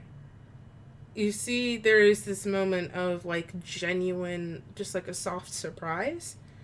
And then she just sort of smiles and shakes her head a little bit, but it's a nice smile that you don't get to see often. And she stands up and kind of brushes her pants off. Goes, yeah, let's go back. And you make your way back. Okay. Yeah. I swear you can catch this one. I'll throw it better. Raven, okay. Listen to me. Look, I hit you in the eye one time, and it's just you. Just like 3 times. We are like almost out of grapes now. Yes, we're gonna try again. No, because like now I'm invested in this, and Renori's gonna roast me if I miss now. So like I have to have the fair shot to actually catch it. Okay. Mm-hmm. All right. Okay. Hold on. All right. You're gonna fucking miss. You're gonna miss. Do I also throw yes. the dex? Yeah. Don't psych her out. This is what happened. You keep doing this. No, I'm talking about you. Oh. Nah. So much for the ghost, huh? What's your number, Raven? It's a 15. Do you guys need a moment or something? Or like... No, give me the grape. Okay. Kind of has to lean back a little bit to catch it, but just... I actually threw it. It's like gone. Oh my god. I love you so much. I committed to the bit a little too hard. Too much. Flew too close to the sun.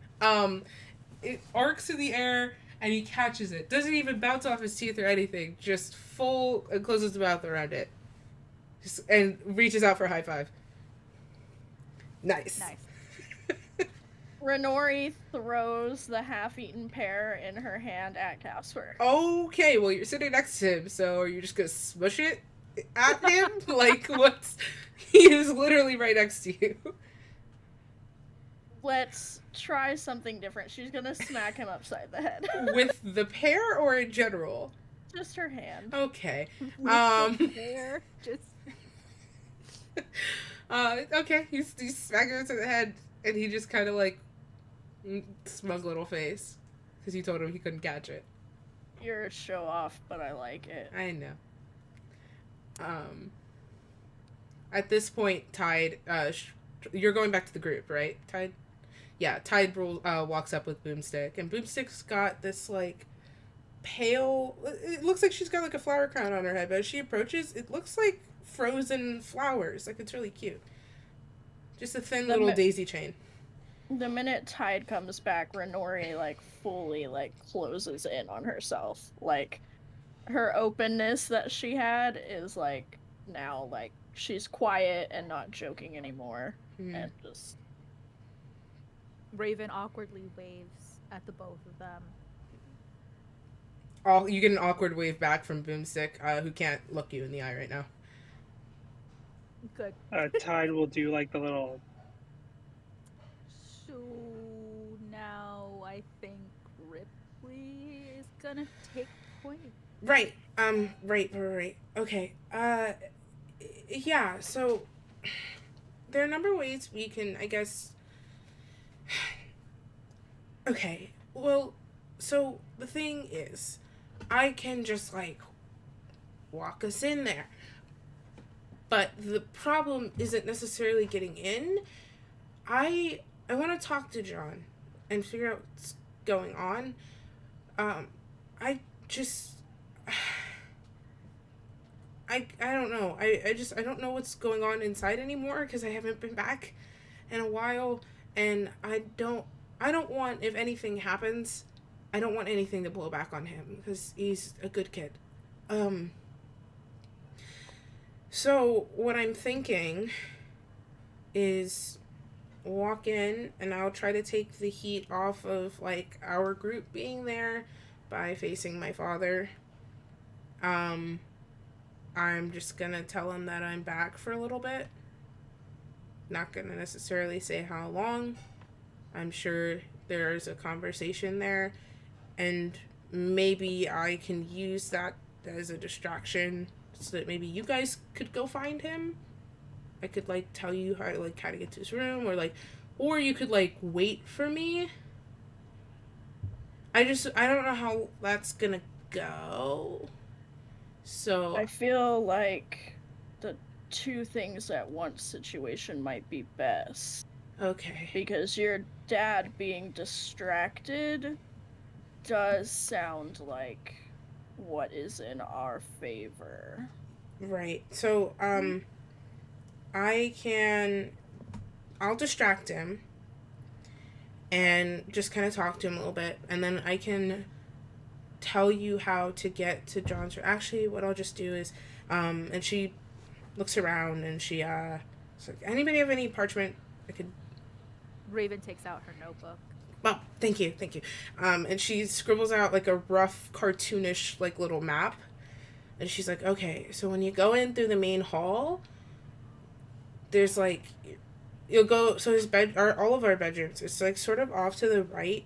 The whole building's kind of a circle. So if you head off to the right, you're going to eventually just find stairs. And then when you go up the stairs, there's going to be a bunch of bedrooms. And John's bedroom, as long as he hasn't changed it since I was last there, which I don't have any way of knowing, he has like a little picture of, it's like something he drew, which is really cute. I made him hang it up. He drew like a little picture of like an eagle, but it kind of just looks like a guy waving his arms around, and you should see that on the door. It's pretty terrible. Okay. Well, do you think the reason why your brother is in distress is because of your dad? That's what I'm afraid of, but I have no way of knowing until I talk to him, because either way, I'm not gonna find out from Dad. Well, not to say we will, but in the off chance that we're caught, how angry would your dad be at that in comparison to just like we go in, ask to see your brother, and we're not sneaking around his stronghold that seems very important that it's kept private. Okay, well, if you get caught, what's probably going to happen is you're gonna get arrested, but it's like gonna be fine. The just I Raven, just trust me. You will. Raven's thinking about the last time like a royalty person was like trying to chase her down and arrest her, which didn't happen in this timeline, but she's still like, ooh. You will be arrested probably if you're caught. But the thing is that you'll just, they'll like round you up, and then I should be able to just march on down there and be like, release them, and then it should be fine. They're not gonna like hurt you unless you like do anything stupid, so it's like it should be okay. Have you met us? That's fair. I might have to reassess. If we go in, what I'm worried about is that if we just ask Dad, that he might bring John out to us. And then John, if he has anything to say, if Dad is involved, won't say it. And that's what I'm scared of. Because I'll have no way of knowing exactly, like, what's going on if he has to censor himself. Okay, so if we do meet up with John, how do we let him know that we're your friends and to be trusted? Here. And she goes into her bag and she pulls out a small locket. It's a silver locket with it's like in the shape of a clamshell. Instead of opening sideways, it opens like up. And on the inside is a perfect, like pristine, it's like a pearl, but it's been cut in half and it's laid in. But it's like the colors are just off a little bit. Not that it looks fake, it just doesn't look like a normal pearl. She goes, and just holds it out on a chain. She goes, he'll see this and recognize it. Raven just make sure you say you're my friends when you show it to him, but show it to him and he'll know. Yeah. Raven will also remove Wesley from her head and just sort of be like, I really don't want to leave you alone. So I'm not. Actually, is she super sneaky? No, she's not. I was like, did I randomly give her proficiency in stealth? No, I did not. Damn. So Raven's just going to be like, Wesley could come in handy in case you need a little guy to stake something out before you enter a room or something. I am very good at being unseen. I am very good at it. It's one of my top skills. Crabs also have true sight. Which is I can also see things really good. Yes. And Ripley just kind of takes him, and he is so small in her hands. Well, she was gonna hand him off to Casper. Oh, never mind. Thank you. Yes. Oh, you're giving the ghost crab to the ghost. Casper kind of just oh, hello, and Wesley scuttles onto his hand. I'll stay with Ripley, just to make sure that things are okay there. I'm not the super vanish into. I'm not gonna. I don't know how helpful I'll be in a stealth mission. So. Well. Okay. Not to but you also don't have any powers, so how are you gonna help Ripley in the alternative situation? Well, I wasn't expecting to go into combat. Well, I mean, it's you never expect that necessarily. Well, I'll be fine. I won't let anything happen to Raven. I can just sort of try to charm my way out of the situation. I know that you probably don't believe that, but on my own, um, on my own, I was scrappy. I got out No, of things for a bit. I know you are. Okay, yep. That's fine then, I think. Okay. It'll be less help if we do get caught by guards, because I'll just end up, So, okay, so then so you're going with Ripley. So Ripley's going, so the plan is that Ripley is going to try and distract her dad. Are you just walking in with Ripley, or are you trying to, like, sneak behind for backup the whole time? Like... No. I think that it's more like, hey, me and my friend are here, Dad. Okay. That's what I thought. I just wanted to make sure. Yeah. Okay, No. so in that case then, somebody else from Team John should probably take the necklace. Tide will take it. Yes. So Ripley will then just, if you're gonna be with me, I'm gonna, Tide. Yeah. Okay. So Tide, you have that now in your pockets. Okay. Yeah, this is a plan.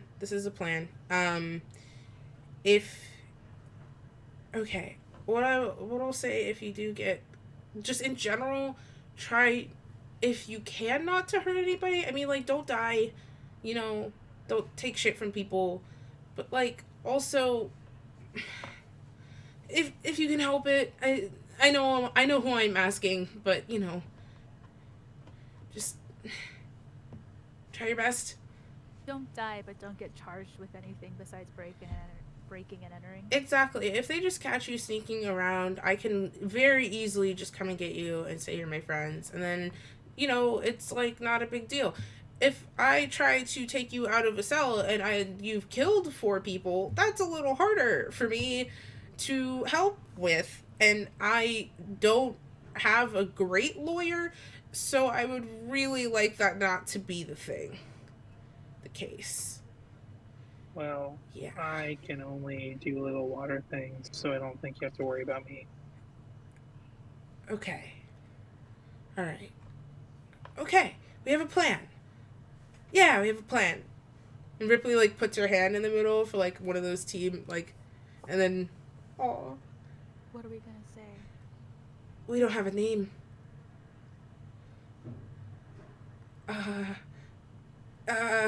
Go team? Go, sure. Okay. 1, 2, 3, go team! Was it the only only us? Of us doing that? Yep, I guess so. Okay, cool. Sorry, yep. I made it weird. Sorry. Okay. No. Let's, it's like midday. We could probably go now. Actually, that would be a good time. We should go now. Okay. Yeah. Okay. We should How go now. long does it take to get? Walking.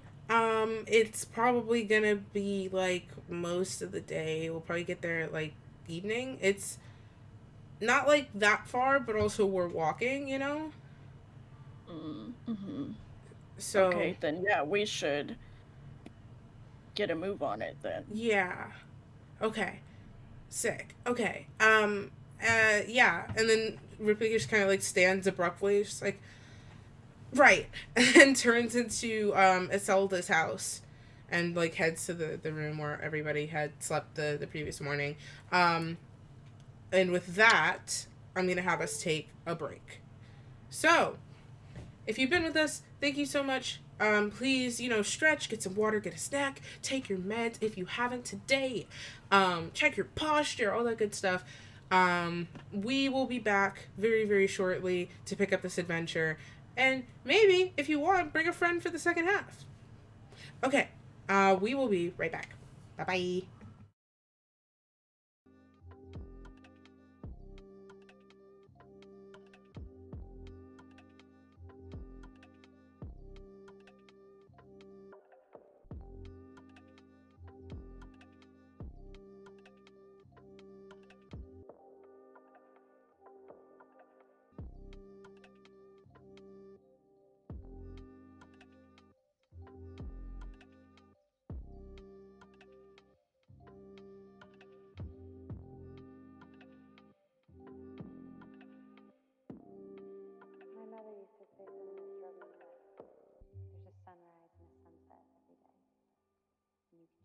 be there for it.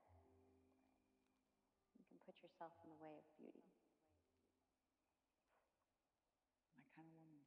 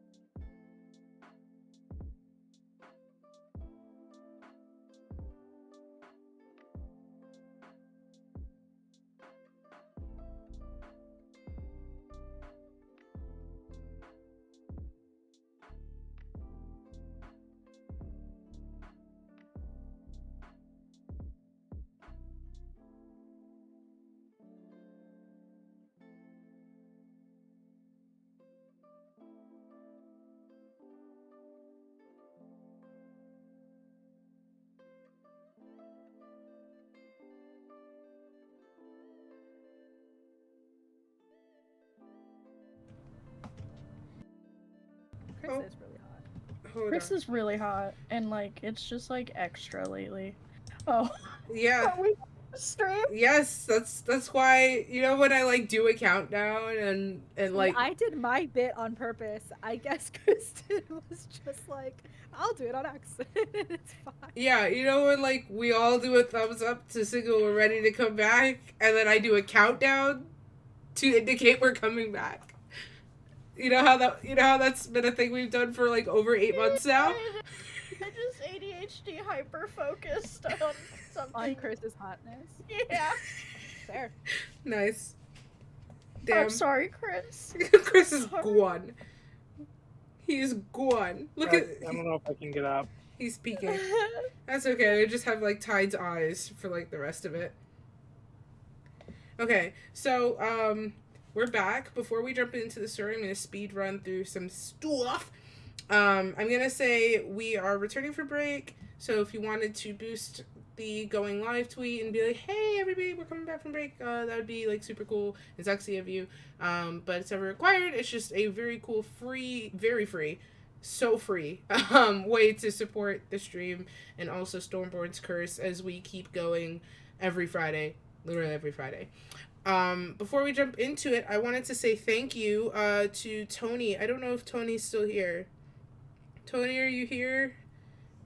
In the depths somewhere? But I want to say thank you to Tony and also an anonymous person. Ooh, that's like super cool, is it? Actually, yeah. I want to say thank you to Tony and an anonymous person, both of you, for buying off of my throne wish list, which is like really I bet cool. that anonymous person is just super sexy. Okay, Sarah. An anonymous I actually person. didn't realize that it was gonna be an anonymous. Oh, you didn't like put your. I didn't do that on purpose. That's hilarious. Okay, well, thank you, Sarah, and also thank you, Tony. Thank you, Sarah, for the it's like a pirate themed notebook that I wanted to use for DM stuff because I don't currently have anywhere to physically keep writing my notes. And that would be super cool. And Tony bought me a Neat Dude beanie to keep I have to read the exact message because it made me laugh. To keep my wrinkly brain toasty. So, Nice. thank you guys. Thank you, both of you. It's really deeply appreciated. And thank you, Maya, for bumping the throne again. Gifts are never, ever, ever, ever, ever, ever, ever necessary. Nothing I need on that wish list is like crucial to my survival. It's just like cool little things I think would be neat to have. And if you're feeling generous and you wanted to look at it and get something off of it, that'd be cool because Throne protects both of our information. So it's like a neat handoff without anybody getting doxxed. Yes, use your Neat Dude gift card, Maya. However, it is how I continue to live. Like the pixies from Pixie Hollow rely on like claps and attention to survive. For me, if you give Am I this from gift- Pixie Hollow? I know, right? For me, if you continue to shower Liz with tips and like throne gifts, I will keep living. Whoa. So I'm coming back, you know. I'm sorry, you're not supporting my friend. I'm not returning. Not you withering away. Like just gone. Well, I am not leveraging my survival on these not necessary but appreciated things. Sarah and Raven's survival apparently depend on them. Don't read into that. If you wanted to, though, because it is also Black History Month and you should be supporting your Black creators on Twitch, especially the ones who don't have that partner check mark. Not to throw shade. That is a really great way to make sure that the money gets to me directly and instantly.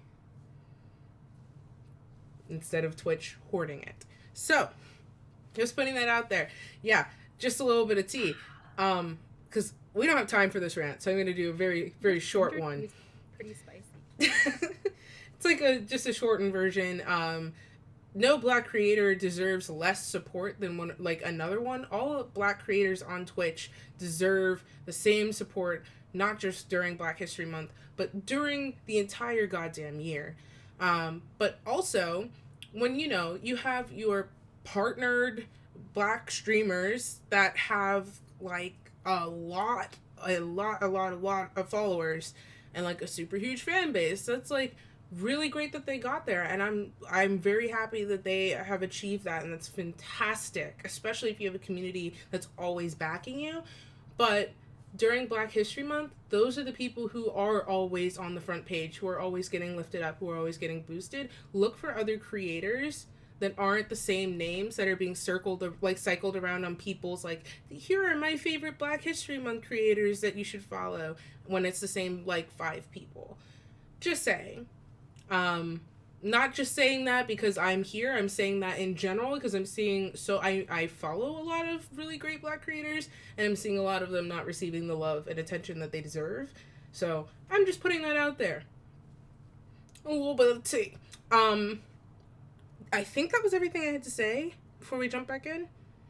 Yeah, because I had to thank these cool beans for the throne stuff, so thank you very much. Okay, jumping back into our story. I'm actually going to fast forward us just a little bit since we agreed we're going to leave, unless there's anything you wanted to do while you're still in this village. I just wanted to make it like a point that Raven like tore out that little like crude rudimentary map and handed it to Renmori so that they would have it. That one that Ripley drew in her notebook. Okay. So Renori, make sure you know that you have that. Okay. See you writing it down. Perfect. Okay. So, it's like probably 11, getting closer to like noon right now. And, Renori heads off towards Iselda's house.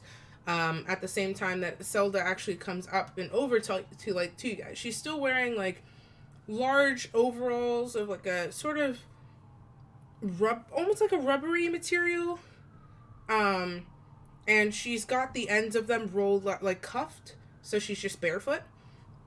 And the overalls are like a little wet, and there's like a little bit of like water in her hair as well. She just kind of jogs up to you guys like, looks like you ate already, which is good. Do y'all need anything right now? That bread would probably be good. Oh, yeah, sure. I'll be right back. It's just of crumbs through the stronghold.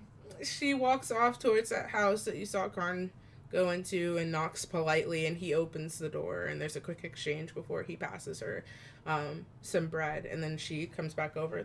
You can just take the other half of the loaf, and it's like wrapped up with some twine and everything. Tide will take it and immediately unwrap it and start eating it. Okay. It's pretty good. It's not as warm as it was, like the other pieces were that you had, like it's fresh, but it's still pretty good. Okay. So with that being said, there's just sort of montaging us here. So Ripley heads inside the house, puts all of everything together. So Boomstick and Tessa eventually do the same. I would imagine you would as well if you don't already have all of your stuff with you. But everybody's sort of preparing. There's a small exchange where Kip comes out in his armor. And he's like just sort of like hovering a little bit awkwardly. And him and Ripley have a sort of back and forth that's just out of earshot. As everybody sort of starts to gather. I have a decision to make that I did not foresee. Hold on. Where's my dice bag? Oh, it's right in front of me. That's embarrassing. Let's see. ADHD. Yeah, it's like if I haven't seen something for like past 10 seconds, it's gone. Imagine object permanence. I cannot. Yes. So she has this back and forth with Kip, and then... Oh, man. Sorry, no. I forgot I had money laying in my purse. And I was just like, oh man, how am I going to pay for that thing later? I have no money. Anyway, sorry. Okay. The object permanence thing just really rattled my brain a little bit. It was just like, hey, this thing exists for you. Shook I'm this. so sorry. Really shook that, like something loose, I guess. That's fair. Me too. So they have this exchange near the front of the house, and after a moment, she pulls Kip in for a hug, And for a moment, he, like, hesitates, and then he just hugs her as well. And they take just a long moment before he pulls away, like, hands on her shoulders and says something, and she, like, smacks him upside the head. But it seems more fond than, you know, the punch in the face. And he pulls her in for one more quick hug, and for a moment it looks like he might not let go. But then he pushes her away and then forces himself to start walking. He waves a hand in everyone's direction, and he starts walking, not just along the coast, but sort of curving it more inland, but heading towards, like, further into the, like, towards the mountain range. And he just starts walking. You all gather, Ripley comes back over to you, and you begin this walk. And now, it does take the better part of the day. Would anyone like to take a short rest, or would you walk the entire way? You would probably arrive, like, in the evening, and you know that, and it's about 12 o'clock right now. Tide already took his short rest, so he's good. Yeah, and Renori's fine. Yeah, Raven has no spell slots anyways. So, like... Okay. So, with that, you begin this walk. And as you get closer and closer to the city, it sort of grows in size. What look to be just sort of faint specks of lights and the shadowy outlines of buildings farther on the horizon, sort of nestled against the base of the spine, this towering, jagged mountain range that curves up through Rydell. It's actually a really lovely walk. There's just these sort of fields of green and these beautiful little wildflowers. I see a blue. God damn it, I knew that was gonna happen too. Nice. So, damn. So there's these just wildflowers.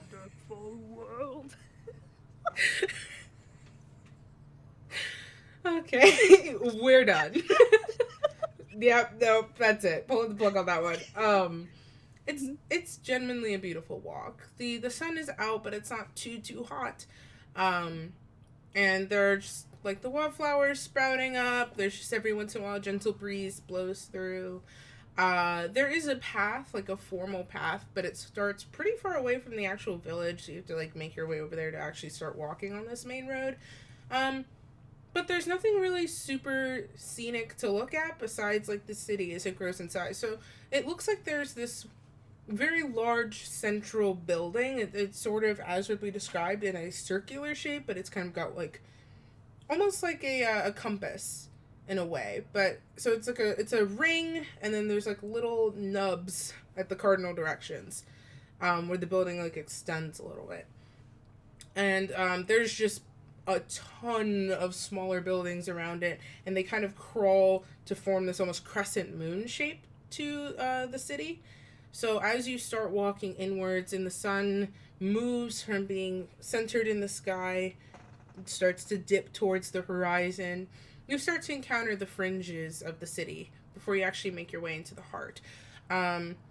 A lot of, at first, very similar to the village that you were just in, except it lacks the reflective quality. These smaller, more modular homes with red shingle roofs, and very tightly packed stone exteriors that are painted in a series of, not dull because, like, they're bad, but dull as in, like, the material is very dark, so it's like pigmenting, like, dark stone, but, like, reds and blues and greens and yellows, just these little houses, and they have, like, some of them have, like, white wooden trim. You start to see small gardens cropping up, and eventually you start running into townsfolk. Orcs, half-orcs. You actually do see, although it's only a few, but you see a few Unia, which are, you would know are a blend between orcs and elves. So half orc in technicality, but their race has their own name. In the same way that kind of like almost like Ripley has this sort of unique sort of physique in her half elfnish, not her half elfness. Oh lord, her half orcness. There we go. She's not built quite the same that other orcs are.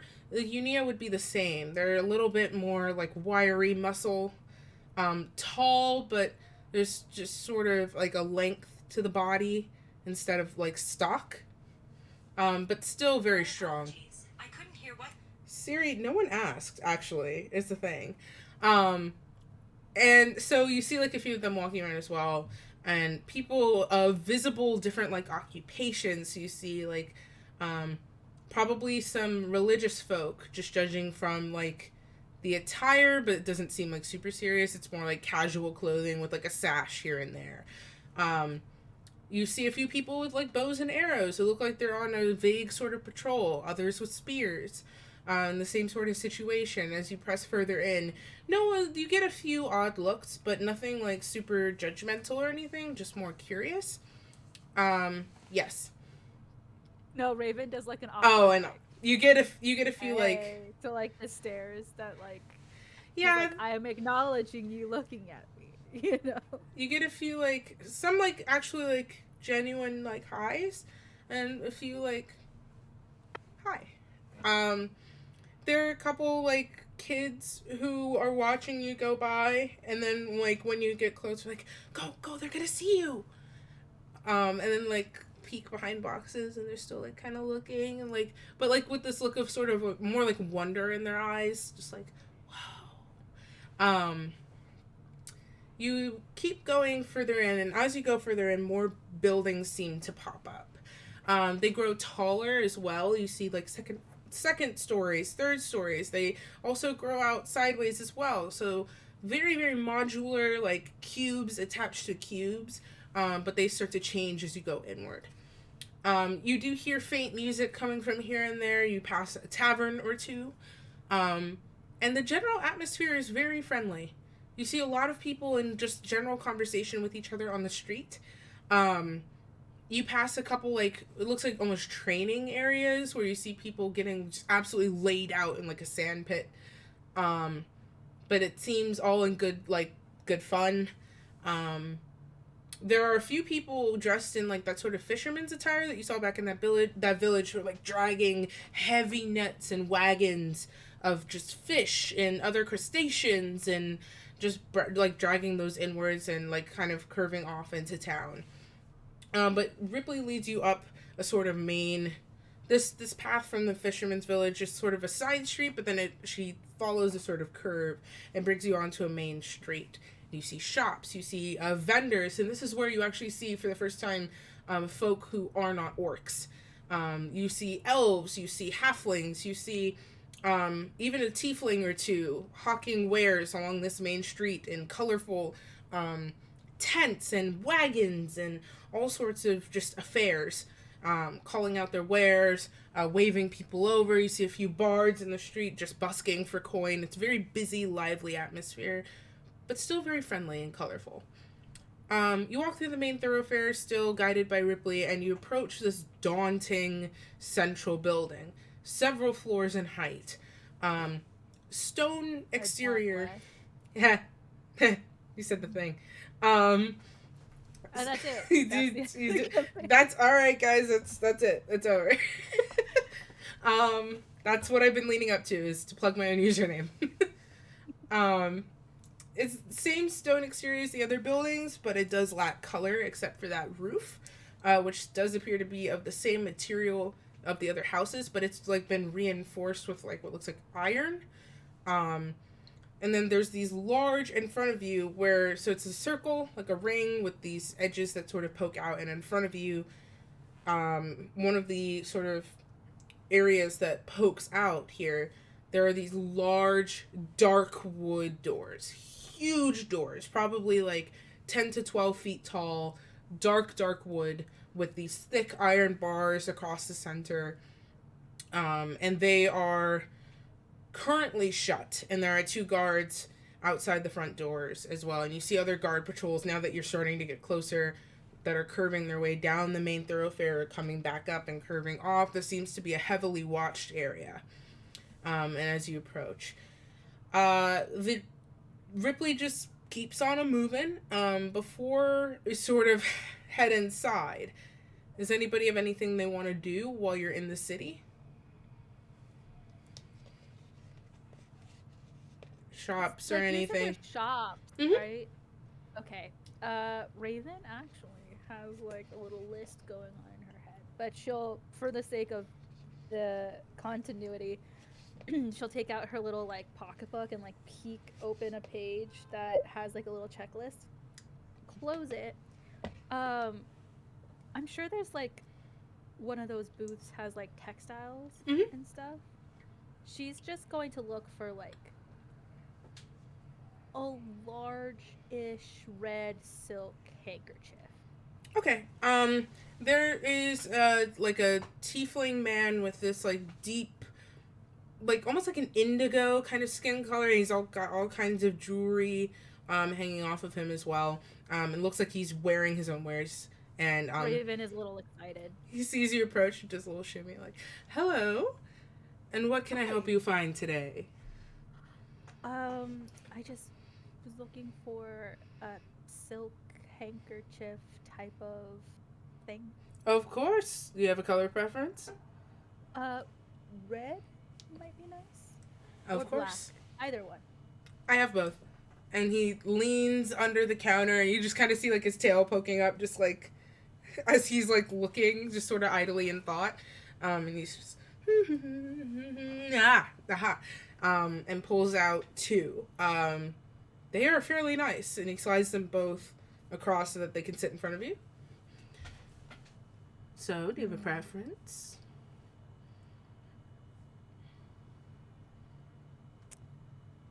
I think the black one. Perfect. It's yours for 2 silver.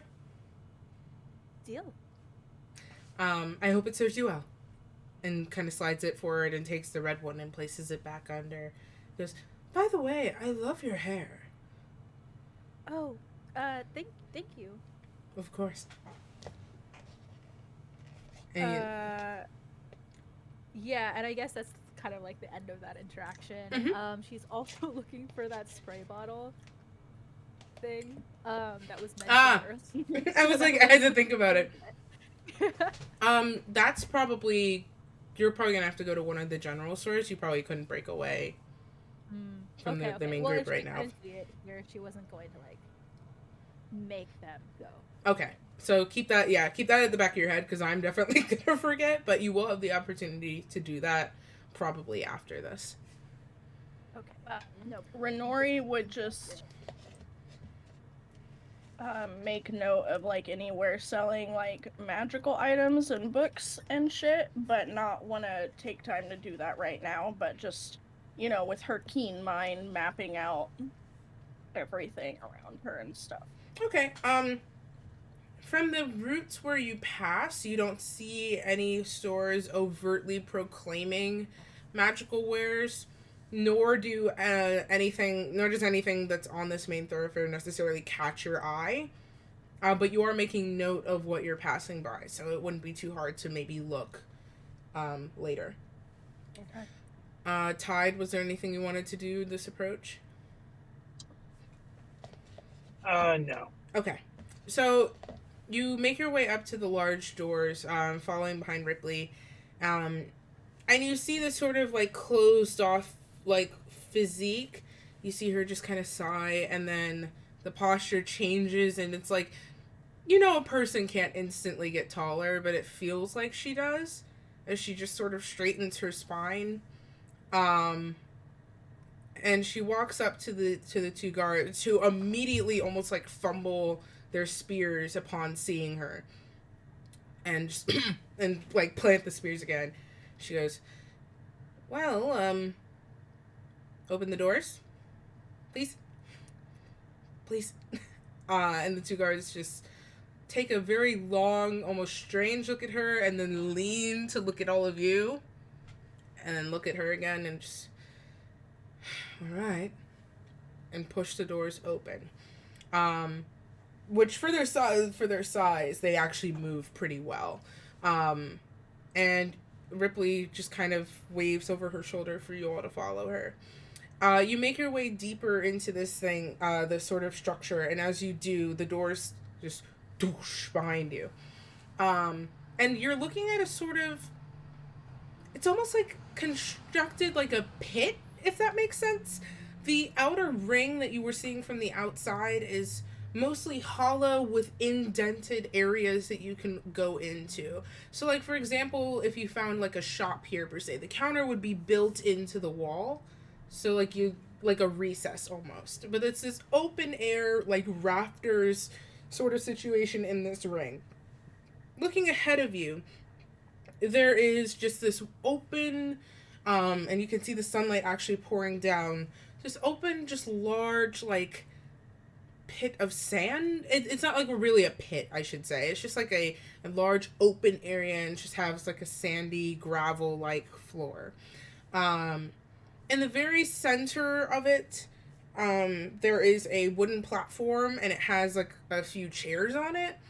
There are off to like one side, you see what looks like a small group of guardsmen, just based on the ones you just seen, are like sparring one another. Off to another side, you see like a large cluster of people having a conversation.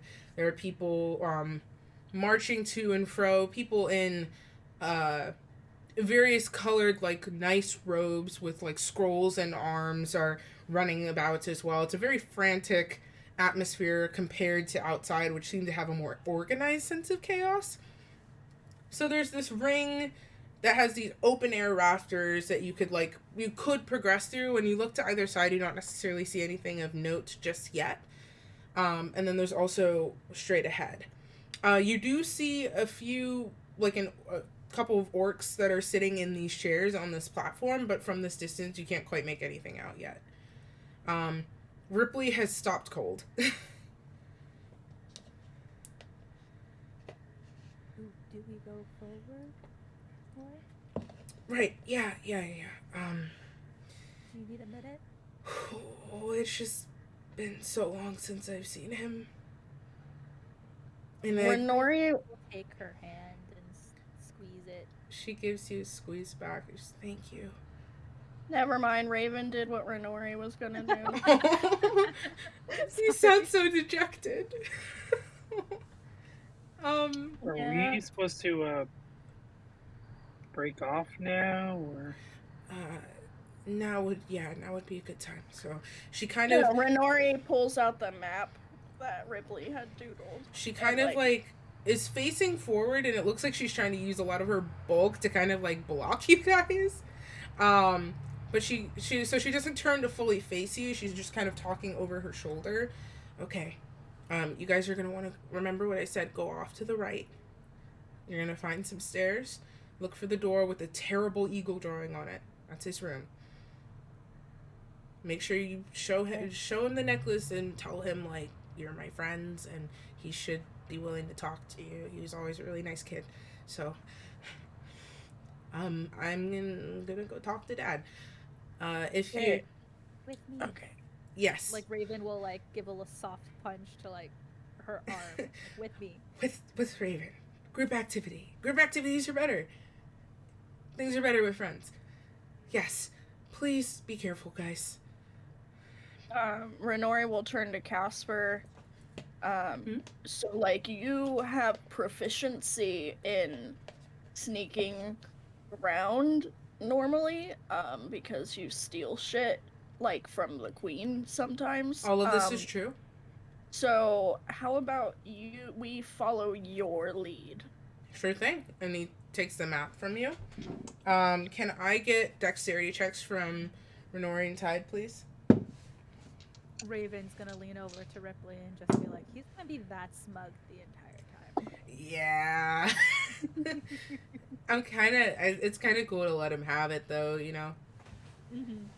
That's why she did it, like, a little after, like, just to the side. Yeah. She wasn't saying it in, like, a judgmental way. No. Ripley would have picked up on that.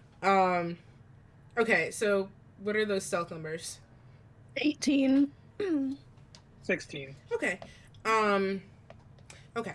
So we're gonna go with your group first. So you see Ripley and Raven after Ripley takes a moment. You see them start walking forward into this area, and you use the opportunity to sort of move as one off to the right. And as you curve this way, there are a few people who you pass who do kind of look at you a little bit curiously, but at first, but nobody necessarily stops you. Once you slip further in, you are relatively unnoticed. You keep to the darker areas, and as you do move deeper into this hall, you lose the sunlight, and it's not necessarily torches. They have like torch handles, but the ends of them, the best comparison I could give is like almost like those chocolate covered ice cream cones, you know, that you bite into, like the drumstick ice cream cones. Like they're kind of like these chunky arrangements of stone that are just kind of glowing perpetually with an imitation of firelight, but not quite. And these like mark the halls to give pretty great dim light. You're able to sort of keep to the darker areas pretty well, closer to the wall, not necessarily picking up any prying eyes. It's easy enough to make it to the stairs, but once you do, I need everybody to make a perception check, please. Everybody? Mm-mm. Okay. Them. Sorry. No, you're fine. I just wanted to make sure. I got 17. 19. Okay. Okay, so you make your way up the stairs, and you kind of making my way. You stop a couple stairs up. You hear voices. Casper kind of just like gives a quiet and puts a hand up for everybody to stop. And he, because he's a show off, kind of clings to the wall and scampers up just a few more steps to take a look. And then comes back down. Guards. Ripley said not to hurt anybody.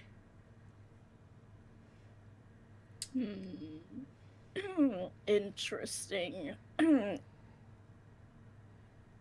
Like, does knocking someone out count as, like, hurting? It's not killing them.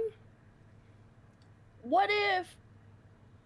Maybe Raven should not have gone. Like, I can... Okay, well, we can definitely subdue them, or we could distract them.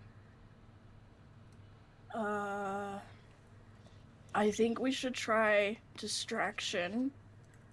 But what would that be? Tessa kind of clears her throat. I can help. Oh my god, I forgot you were here. Yeah. Yeah, right. Tide? She scared the shit out of me. It's fine. We gotta keep it down, everybody. I am assuming you're all talking quietly. Yeah. She's I will take care of it. You all just go ahead.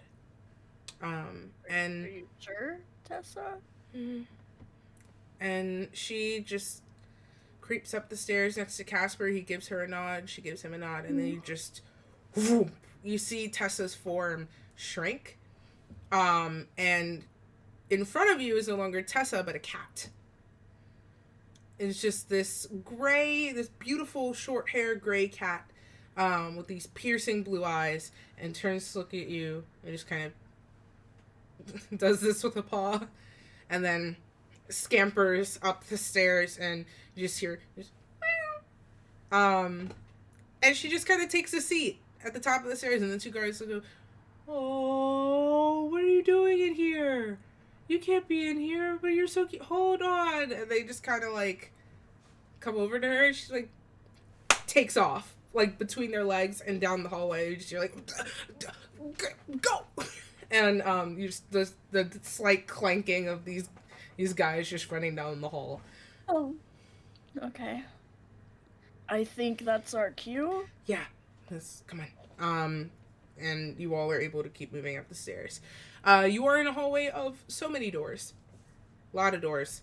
Okay, so we're looking for the drawing of the shitty eagle that actually looks like a man with his hands in the air. Yes. On a door. Mm-hmm. Renori's gonna like investigate every single door that Roll she me sees. investigation. Yeah, Tide will as well. Okay. A non-natural 20. 14. Okay, so you start making your way past. I said it in my head. You start making your way past, and curving through this hallway. I'm gonna need another stealth check from both of you, and then do it for everybody else.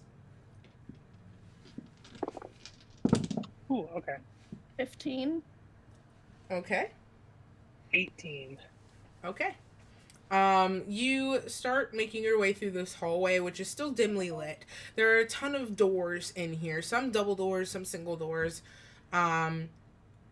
You pass some that are kind of creaked open a little bit, which you have to kind of scamper by to not be seen.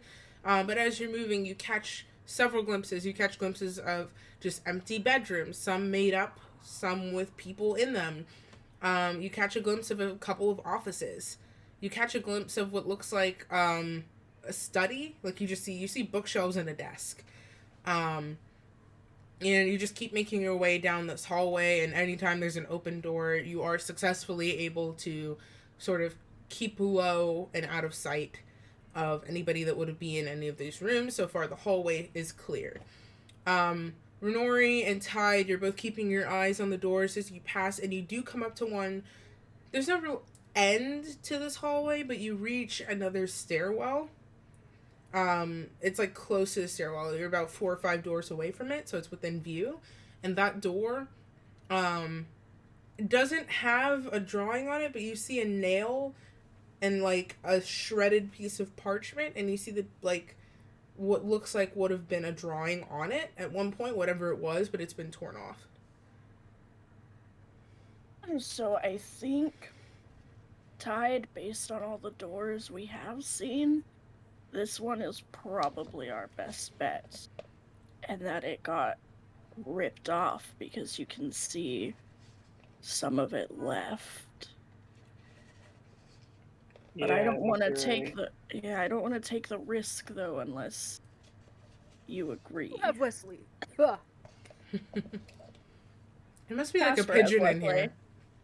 Casper Yeah. has Wesley. There's got to be like a pigeon in here. I just heard a weird noise. I don't know. Wesley. Tide is going to reach forward and try to open the door. It is locked. Crying. Casper kind of Wesley, like he's not used to this. And you see Wesley like scamper onto his shoulder. He's like, "This is adorable. Hey bud," and kind of like holds him. So we have a door, and you are very small. What do you say you take a look for us? And Wesley's like, yeah, I like doing cool stuff. I got this. I'm like, oh yeah. And he starts like doing a little stretch, a little crab stretch. He's just like, I'm ready. I got this. And then Casper lowers him to the ground, and he just kind of like scuttles side to side, like he's getting ready for it. And just scuttles under the door. Okay. You don't hear anything for a while. You're waiting in this hallway. You start to hear footsteps coming from the opposite end, like where you came from, like approaching pretty quickly. Well, absolute shit. Okay. I hate to do this, but Tide's gonna panic a little bit and say, oh, fuck this, and then he's gonna misty step onto the other side of the door. Okay. We'll catch up with you in a second. Renori, you see silver mist kind of just spiral on the ground around Tide, and he's gone. And the footsteps are getting closer. We'll come back to you guys. So fucking sick of him doing that! Raven. Sure, wizards have access to that spell. you know? Nah, maybe. She would learn it out of spite, though. That's the funny part. Yeah, and it's not about her not being able to do it. It's about the fact that Tide keeps doing it to get away. Yeah, that's fair. That's kind of funny. Well, he would take her, but he can't. That's not part of the spell. Yeah. So, Raven, as the other group splits off to head upstairs, you and Ripley head into this main central area, where it's big enough for like multiple activities to be going on at once, as you see. And so you start strolling up to this platform, and Ripley's steps seem sure with like you by her side, but you can tell visibly she's very nervous. In front of you. Hey. Yeah. You got this. I got this. It's fine. Yeah. Yeah. Got this. I got this. You see as she, like, you both approach this platform. So, there are... I'm sorry, I'm doing mental math. 5 chairs on this platform. All of them are the same height, but 2 of them are just, like, a little bit bigger. And so there's this one in one of the chairs, not the farthest one on the end, but like the second one in. So it's like these 2 chairs that are a little bit bigger, and then the rest of the chairs are sort of like smaller. They're almost like thrones, but closer probably to like really nice chairs. So in one of the 2 larger chairs, not the one farthest on the end, but the second one in, there's an orc man. This man is humongous. He's very large. He is very broad-shouldered, just like center of mass. A little bit of a softer sort of stomach, and a smattering of chest hair that kind of goes down. He's got like this pauldron. I see that? Yes, he's not wearing a shirt. Okay. He's got like on his shoulder sort of a pauldron that has a thick leather strap that goes across his bare chest. And the pauldron itself is decorated with sort of iridescent shells that curve upwards. And it like, so it gives the impression of like intimidating spikes, but they're actually sort of beautiful to look at. He's kind of lounging, like not necessarily properly in this chair, but looks pretty comfortable. And he's got, not necessarily slicked back, but pushed back, deep black hair, with like salt and pepper streaks sort of running through it. So it's less black and more like a smattering of ranges, and a thick but well-kept beard that comes down, across the chin and mustache. And so he's just kind of, yes, you're having a crisis. Yeah, no, is it giving, like, deadbeat dad lounging in his lazy boy vibes? Or is it just this, It's giving a and I'm going DILF. to lounge? It's giving shirtless DILF for no doing the reason. Darth Maul sit. Oh, fuck. Okay. Yeah. That was a specific... I had to get specific because that's what's in my head right now. Now it's in my head. Good. You know. Group activity. So he's just sort of like boy. lounging in this chair. Raven almost wishes she could You take know- a picture to show Tide later. This doesn't register for me personally, but I appreciate what you 2 are experiencing. Look. All I'm saying is that for Raven, it's just like, hello, my name is Raven. I have daddy issues. You know, but she's gonna rein that in. Lord. This is a campaign. Hold on. This is a I campaign. really, hold on, what did I last write down? Okay. You good? He's a dilf. It's always piss and everyone's a dilf. Yes. Yeah, that's it. Damn, that really is a campaign.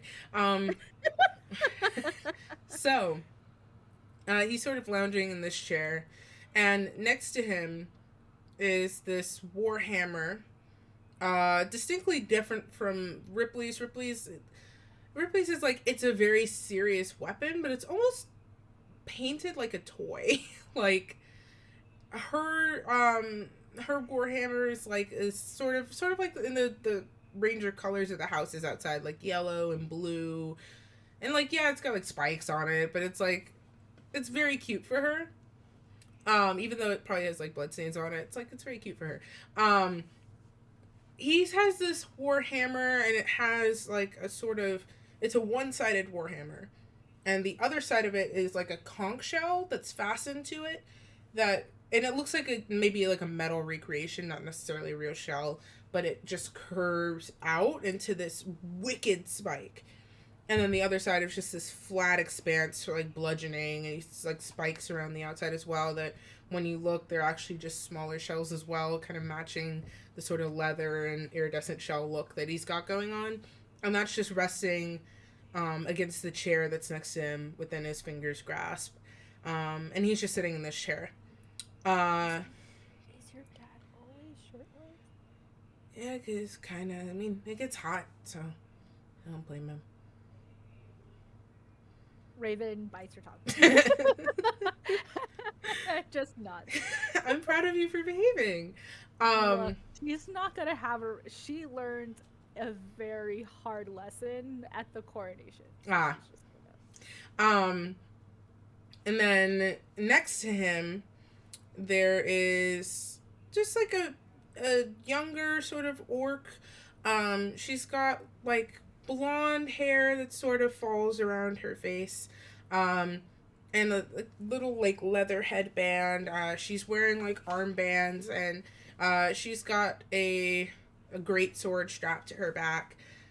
She looks closer to like normal human physique than anything. Like, she might be on the shorter side for an orc, but she still like stands pretty proudly, and they're having like a loose conversation as you and Ripley walk up. The man's gaze kind of turns off of her, and seeing you in his periphery turns to you, and you just see like the color almost drain from his face a little bit. Like, his hand just drops to the chair, and he's just staring intently. And the woman who he's talking to kind of like looks at him confused, and then turns to look, and she gasps. And he just waves her away. Doesn't even say anything to her. And the woman scurries away without further word. He grabs both of the armrests and pushes himself up to stand at his full height. And he walks... How tall is he? I just want to pull this. I just want to know. I just want to know for reasons. He is a proud 8 feet tall. He walks over, and as he approaches, you just kind of feel smaller and smaller. And he just kind of stands with his hands on his hips for a moment. And then he just sighs, and he pulls Ripley in for a hug. This is cute. And he just sort of just holds her, and his cheek just kind of rests on the top of her head, and he just sighs. And you see like Ripley's form begin to shake, and you just hear like very quiet, muffled sobs. And then as he's just holding her for a minute, and you see like this emotion overcoming his face, you're just kind of like standing there. Raven's probably also like, there's like a little bit of tears like in her eyes, and she's like smiling. She's happy for Ripley. She was just like, this is like the scenario how like Raven would think that a dad should like when reunited with his daughter, but like again, she like understands that there are very shitty people out there, so she's just like, yay. Oh. Overall, the emotion for Raven is yay. Nice. He kind of pulls away from her for a moment and just holds her by the shoulders and just looks at her for a very long time, and his hands come up to just kind of hold her face. He just sighs like, I never thought I would see you again. And look at you, you've grown up. My beautiful baby girl. And Ripley she's just gone. She's just like tears, snot, the whole 9 yards. She's just like, I'm Sarah and I also have daddy issues. yep. Yeah, no, this is fun for everybody, including me. This is just great. It's just great. Yeah. Imagine being the DM. Sobbing in like 5 minutes, you know. Imagine being the DM and doing this to yourself. Yeah. Yeah. That's a special type of. Oh man, was it on purpose? Believe it or not. You know. Sometimes therapy is free. So after just this moment, just sighs again, but there's just this smile, and it just keeps getting wider, and it seems like nothing could dim it. And then his gaze kind of shifts as he takes you in as well, and then his eyes shift back to Ripley, and he goes, "You brought a friend." And his gaze goes back to you. I'm Raven. Hello, Raven. It is a pleasure to meet you. And he walks forward, and he kind of extends a hand to do the knuckle kiss thing, if that's okay. Yes. Raven dies a little bit because she's just like, oh my god. But yeah. Pleasure to meet you. And then turns back to Ripley, and it's like, well, are you staying, or is this You're kind of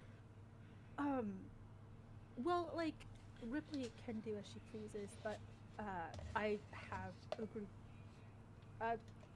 I'm kind of on a mission from Saloon to save the material plane, and Ripley has been helping us be a part of that. Oh? Yeah. He turns towards Ripley I'm not that you need my approval. And you're starting to see the whole family is just like this. Just a little bit awkward. Just not that you need my approval, but I think that's pretty cool. And Ripley just kind of laughs a little bit, thanks, Raven Dad. is making a face like they're all like this. Yes, they are all like this. Yeah, there's stuff happening, and we're trying to stop that, and it's pretty intense. So yeah. Yeah. Okay, so this is Raven, and Raven's really cool. She's a good friend of mine, and she's a lot of the reason I'm standing here right now talking to you. We should probably talk. And he just kind of kneels down a little bit so he can look her squarely in the eye and just kind of hold her shoulder of course we can talk. And he just kind of sighs, and you see that forehead touch moment again that you saw in the village. He just sort of pulls Ripley close, and they touch foreheads for a moment. He goes, "Your brother's, full disclosure, probably going to kill you when he sees you. I mean, you know how he is." And Ripley just rolls her eyes if he could ever. Are you serious? Brock's a little he's a little fuck. What, seriously? And he just her dad just kind of laughs a little bit yeah, but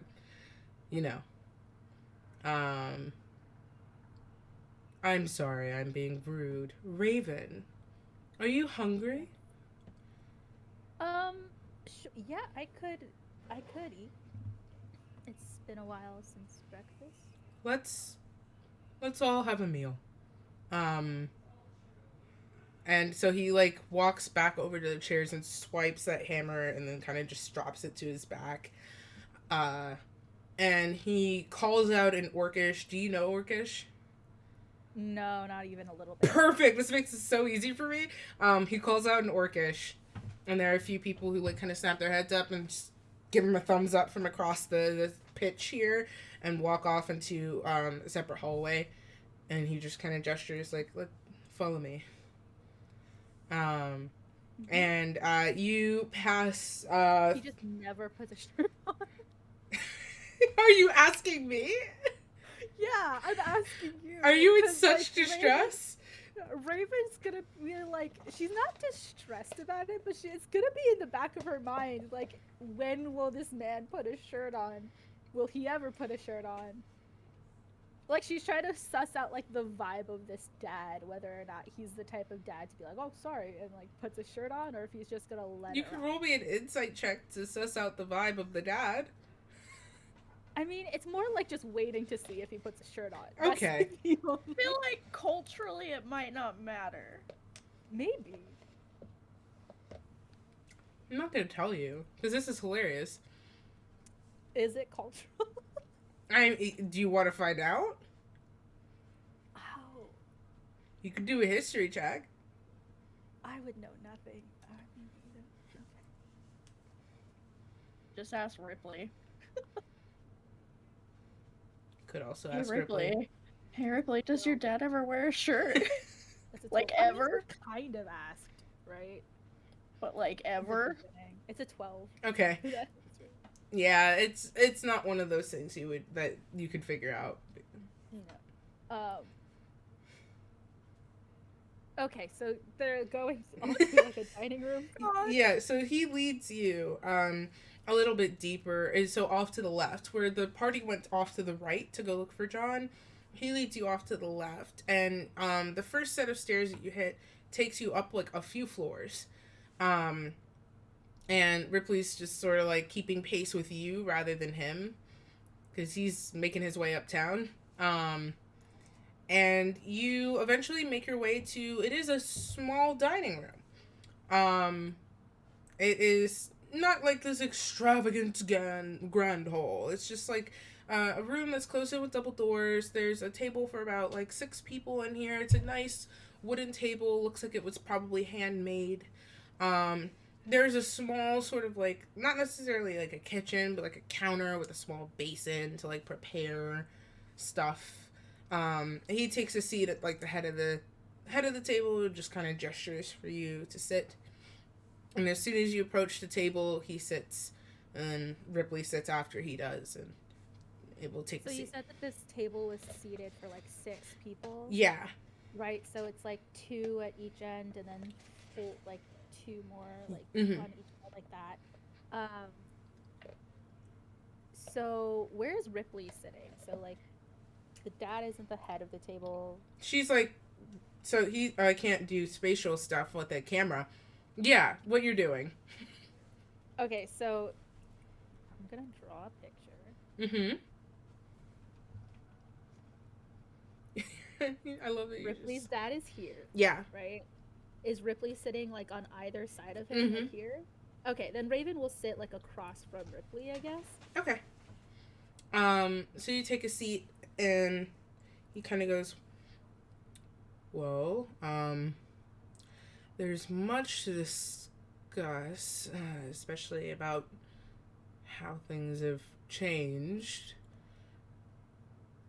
But first, I wanted to ask you. You both said you were on a quest to save the material plane. Can I ask for more detail about that? Sure. Well, now Sarah has to do a little thinking. This is not Raven stalling. Well, at first, we didn't realize that we were on a quest. We were kind of just hearing what we found out to be Saloon talking to us in our dreams, which led us to a beautiful half-elf named Tessa, who basically had, like, there are these gems that are creating fractures between the planes, and those collisions are threatening to unravel everything. And so she had pieces of one gem affecting the island that she was on, and so then I ended up talking to Istis and Saloon through something, and basically they told us about the gems, like, and what they actually do. Sorry. It's fine. I see it too.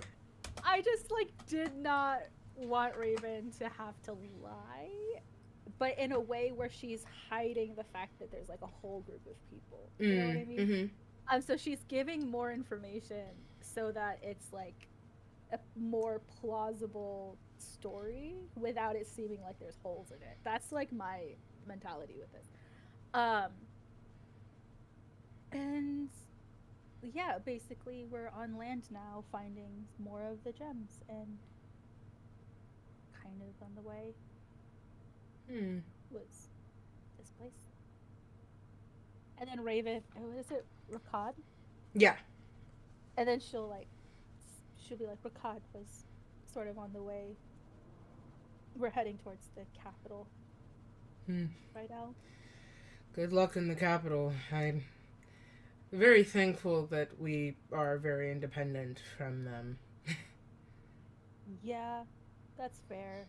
Cities are nice, but, you know. I just personally don't trifle in human bullshit. Raven kind of just nods and says, yeah, like, it's like a respect thing, like, just, yeah. Well, it does sound like quite the adventure. And he kind of, like, leans over and, like, kind of leans back in his chair, kind of, like, hooks his knee under the table so he doesn't fall over, which kind of does scoot the table a little bit because he's not accounting for his own mass, and leans back to the counter and grabs, like, a little bell and just sort of, like, very gently just, like, dee-dee-dee. And there's, like... giant man with this tiny ass. Yes, it is a very small bell. He just... dee-dee-dee. And then just puts it down very politely. It's like, I hope you enjoy wine. I could fetch you water otherwise.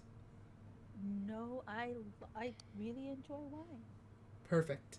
And you do hear, like, the sort of approaching footsteps as the double doors open.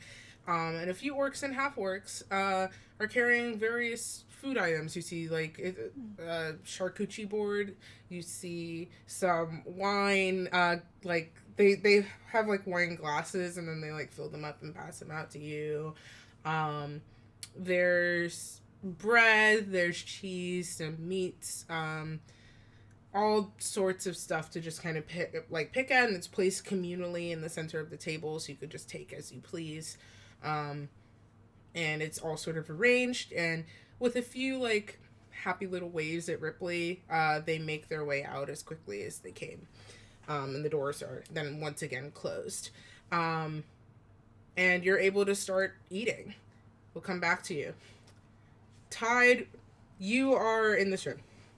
The first thing that you take in, it is honestly a little bit bigger than you probably expected. There is a small bed against the wall that looks very neatly kept and made. There is a little bit dinky, like in the way that a child's desk becomes over time. Like a slightly dinky desk up against the wall. There's a number of bookshelves as well. And then a large central window with curtains that are opened. And there is just a thick layer of dust in this room. The door is just shut. There's nobody in here. It's just this bedroom.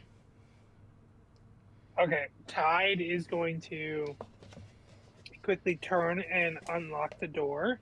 Mm-hmm. Is that possible? Yeah. And open it and grab Renori into the room and, like, not slam the door, but quickly close it behind him so she's out of the hallway. Casper is like, fuck. What? Casper and Boomstick are just like in the hallway. We'll grab everybody. Okay. I know, I do like to imagine Tide only grabbed Renori, and then Renori just slowly opens the door like, come on. Yeah, Um, Tide was just solely focused on like one task. Like he already forgot Tessa was there. So, Tide gets points for So being quiet. smart. So you so everybody does gather into this room. You shut the door, and you do hear those footsteps pass in front of the door. Slow do down. They slow down and stop outside the door. And then they keep going. Okay, I take back what I said. I don't always hate when you do that, Tide. Sometimes it works to our benefit. Thank you. Wait, what?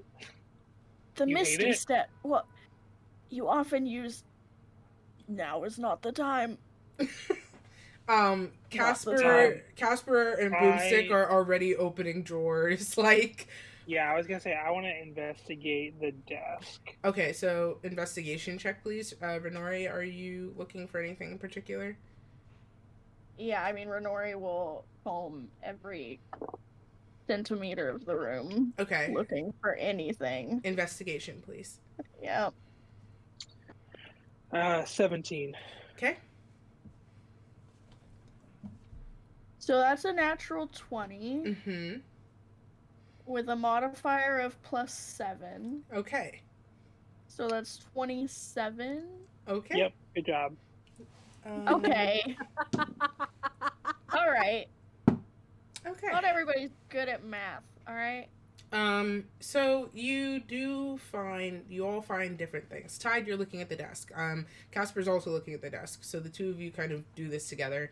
You take like one half of the desk and he takes the other half. There's nothing on the surface of it, besides like a layer of dust. But as you're starting to open like the drawers and look like just take it in, you find something on your side. You do find just a couple of loose parchments. What languages do you speak? Common, Druidic, and Primordial. Okay. It is in a language you don't understand. You do find just how like new for him. Right? You do find these loose parchments with some scrawlings on them. Casper goes like bingo, and he pulls out like a little journal, just like a simple like little leather journal. Yes. For my sanity, where did Wesley end up going? Oh, Wesley reunites with Casper. He just got stuck. Oh, my little baby boy. Okay. That's my bad. I forgot to narrate that. There probably would have been little squeaks of like help. Because he like gets stuck a little bit, but it's okay. He gets unstuck. He did scout out the room. He relays everything everyone is seeing at the exact same time that they come into the room. It's great. We love There's Wesley. no invisible monster. Exactly. Wesley determines the room is empty. So Casper finds this little leather bound journal, tucks it into his satchel for now. Boomstick turns up Jack Diddley Squat. Renori, you sort of you're taking in the whole room, right? Yeah, looking for like any trapdoors or like any evidence that someone was here or that this is an illusion of some kind or anything like that. Okay, so you I'm double checking my notes because I have to do that on my cell phone. Unfortunately. Okay, so you do find. You don't find any trapdoors. Or any evidence of illusion, but you do find a little bit of evidence of magic. It's very small, but you do recognize like a little bit of scattered components here and there that seem like they're almost ground into the floorboards. It's just here and there, and it's like random ones, not anything that necessarily stands out to you, just like some more commonplace stuff. You Ooh, I'm trying to like think if you would see this though. Hold on. There's one more thing. It was a 27. I know, but it's one of those things where I don't know if it would stand out. So I'm trying to. I mean, there's nothing in the room. So what are you talking about?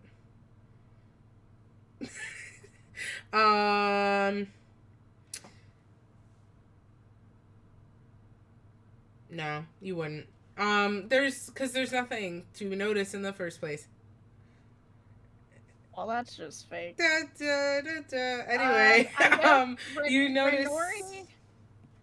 Renori would then move to like looking under the bed and stuff like that. Okay, so as you look under the bed, you do find more like you find a scorched section of floorboard. Like there's a scorch mark.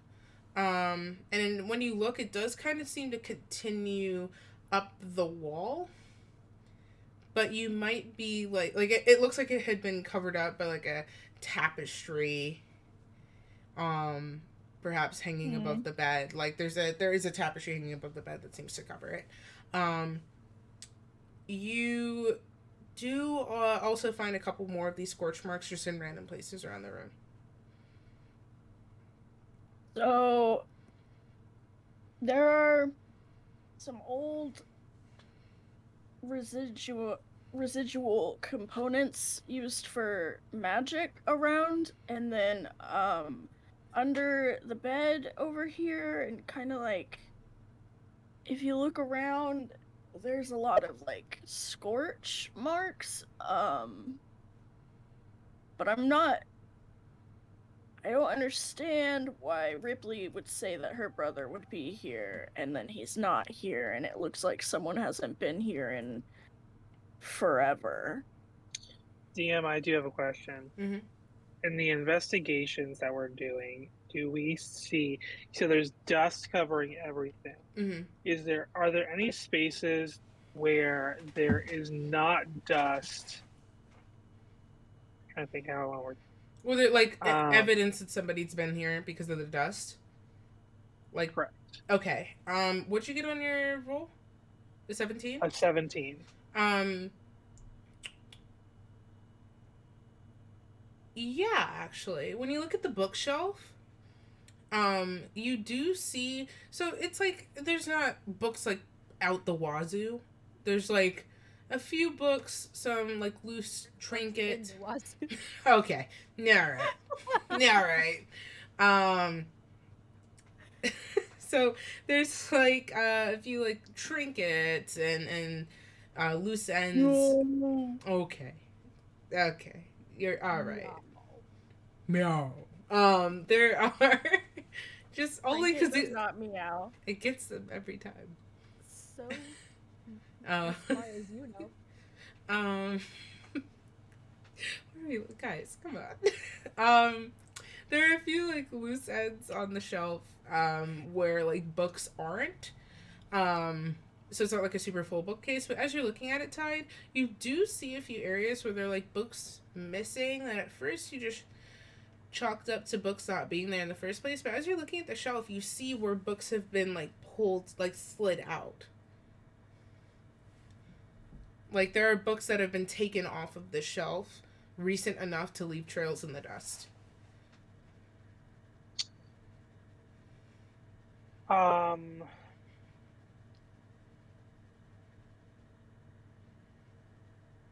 Yeah, I think Tide is going to try to... in the bookcase is against a wall, correct? Okay. Tide is going to see if he can slide the bookcase in one direction or the other. Roll me a strength check. Oh, no.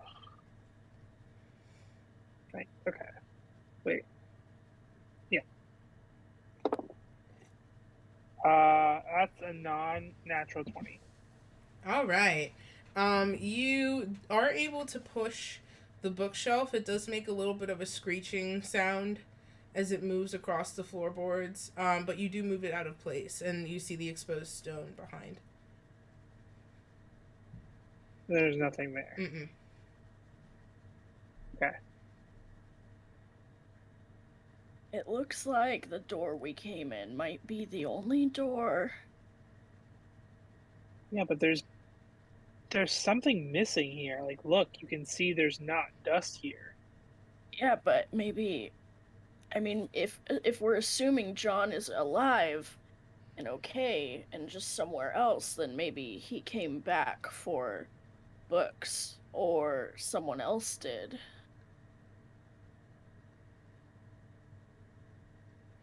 I don't know. And maybe This is Casper, by the way.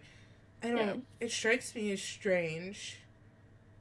Maybe so, but if this was his room, why would the drawing have been torn, not removed, but torn, kind of messily off the door? And also, there are belongings missing from his room, and like dust had to settle before these were removed. It just seems odd. It just And this, I don't know. and I don't know what this is. And he holds up this journal, but, it's giving sort of a diary energy to me. I haven't looked at it yet. Renori will walk over Mm-hmm. and grab the journal Okay. and open it up. Okay. Can I read it? Yes. What language is it in? Common. Just the increasing, like the total increase, and then you match it and increase it more until you guys are both like at hypersonic sound. Okay. Okay. Not this. And then now, like, No. what language is it? Not Just, like, this. continuing. Not this. Alright, guys, I gotta go. Oh, good. Yeah, so she'll start looking through it for anything that might be a major clue or hint or anything. Okay. You see. Yeah, so you do, like, look and flip through. There are a few blank pages at the very beginning, so it takes you a little bit to get to anything. But you, do see pretty, like, neat handwriting. Kind of compact. And it does look like journal entries.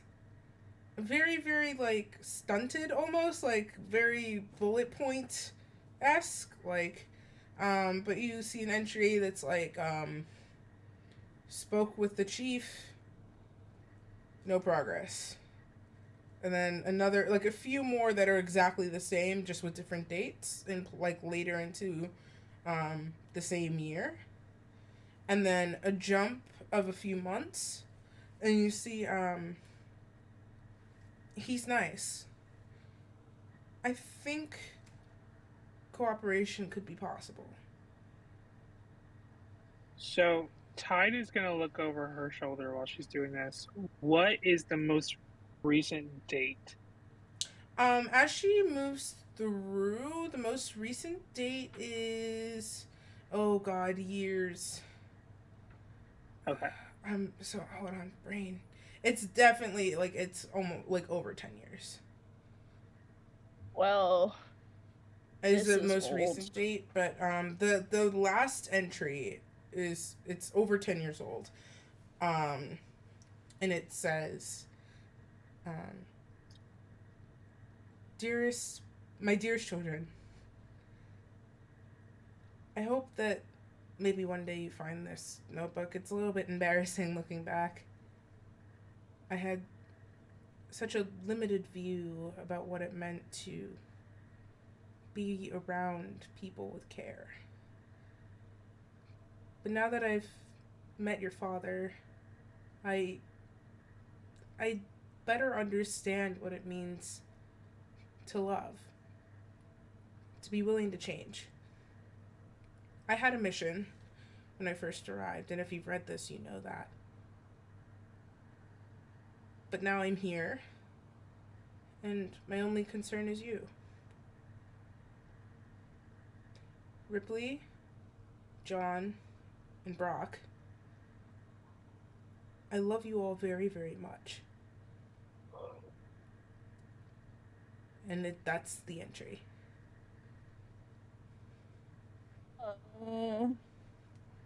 Well, For one, this journal is hella old, and for two, it looks like it was their mom's journal. Was there Now what do anything we else do? on the desk? Nah. Oh yeah, there was these papers, but Oh. I can't read them. So Renori will take them. Can she read them? What language are they in? They are not in a language that you know. No, they are not in Right. Goblin. Alright, then I'll cast Comprehend Languages. Well, wait, what languages do you know? Before I make you waste a spell slot. I know Common, Elvish, Goblin, and Undercommon. Okay, yeah, they're not a language you know. Yeah, so I'll cast Comprehend Languages. Okay, does Comprehend Languages require me to tell you what language it's in? No. Sick. The words on the page transform before you into comprehensible text. It's a little bit, the language is a little bit archaic. Things just seem to, like, in the way that you'll read, like, I don't know, like a textbook or like an older novel, and it seems just a little bit too formal, but it sounds like it's the way the language is constructed, not necessarily what's being written. And they're loose scrawlings, but they're just sort of like in the same fashion of the journal, but with more feeling. And they look like, upon further investigation, as if they'd been torn out of a journal. Maybe not necessarily that one. But the gist of them, they're journal entries about observing this chief. But these ones are a lot more heartfelt than the ones in the journal. It's just like, he took Ripley on a walk today. He tripped and busted his ass. It was kind of funny. And as like just still short and to the point, but more heartfelt. And then you get to the sort of last paper, and as you sort of like flip it over, Tide, you would have seen this as well. There is a small drawing of a man with an orc, with like a very nicely kept beard, hair that's sort of pushed back, and in some areas haven't been colored in, so you assume there's like gray or white there. does it look sexy pushed back? Yes, it does. And it's just kind of like the shoulders a little bit and like the neck. It doesn't like go further than that. But the most time has been spent on the eyes, and they are very strikingly realistic.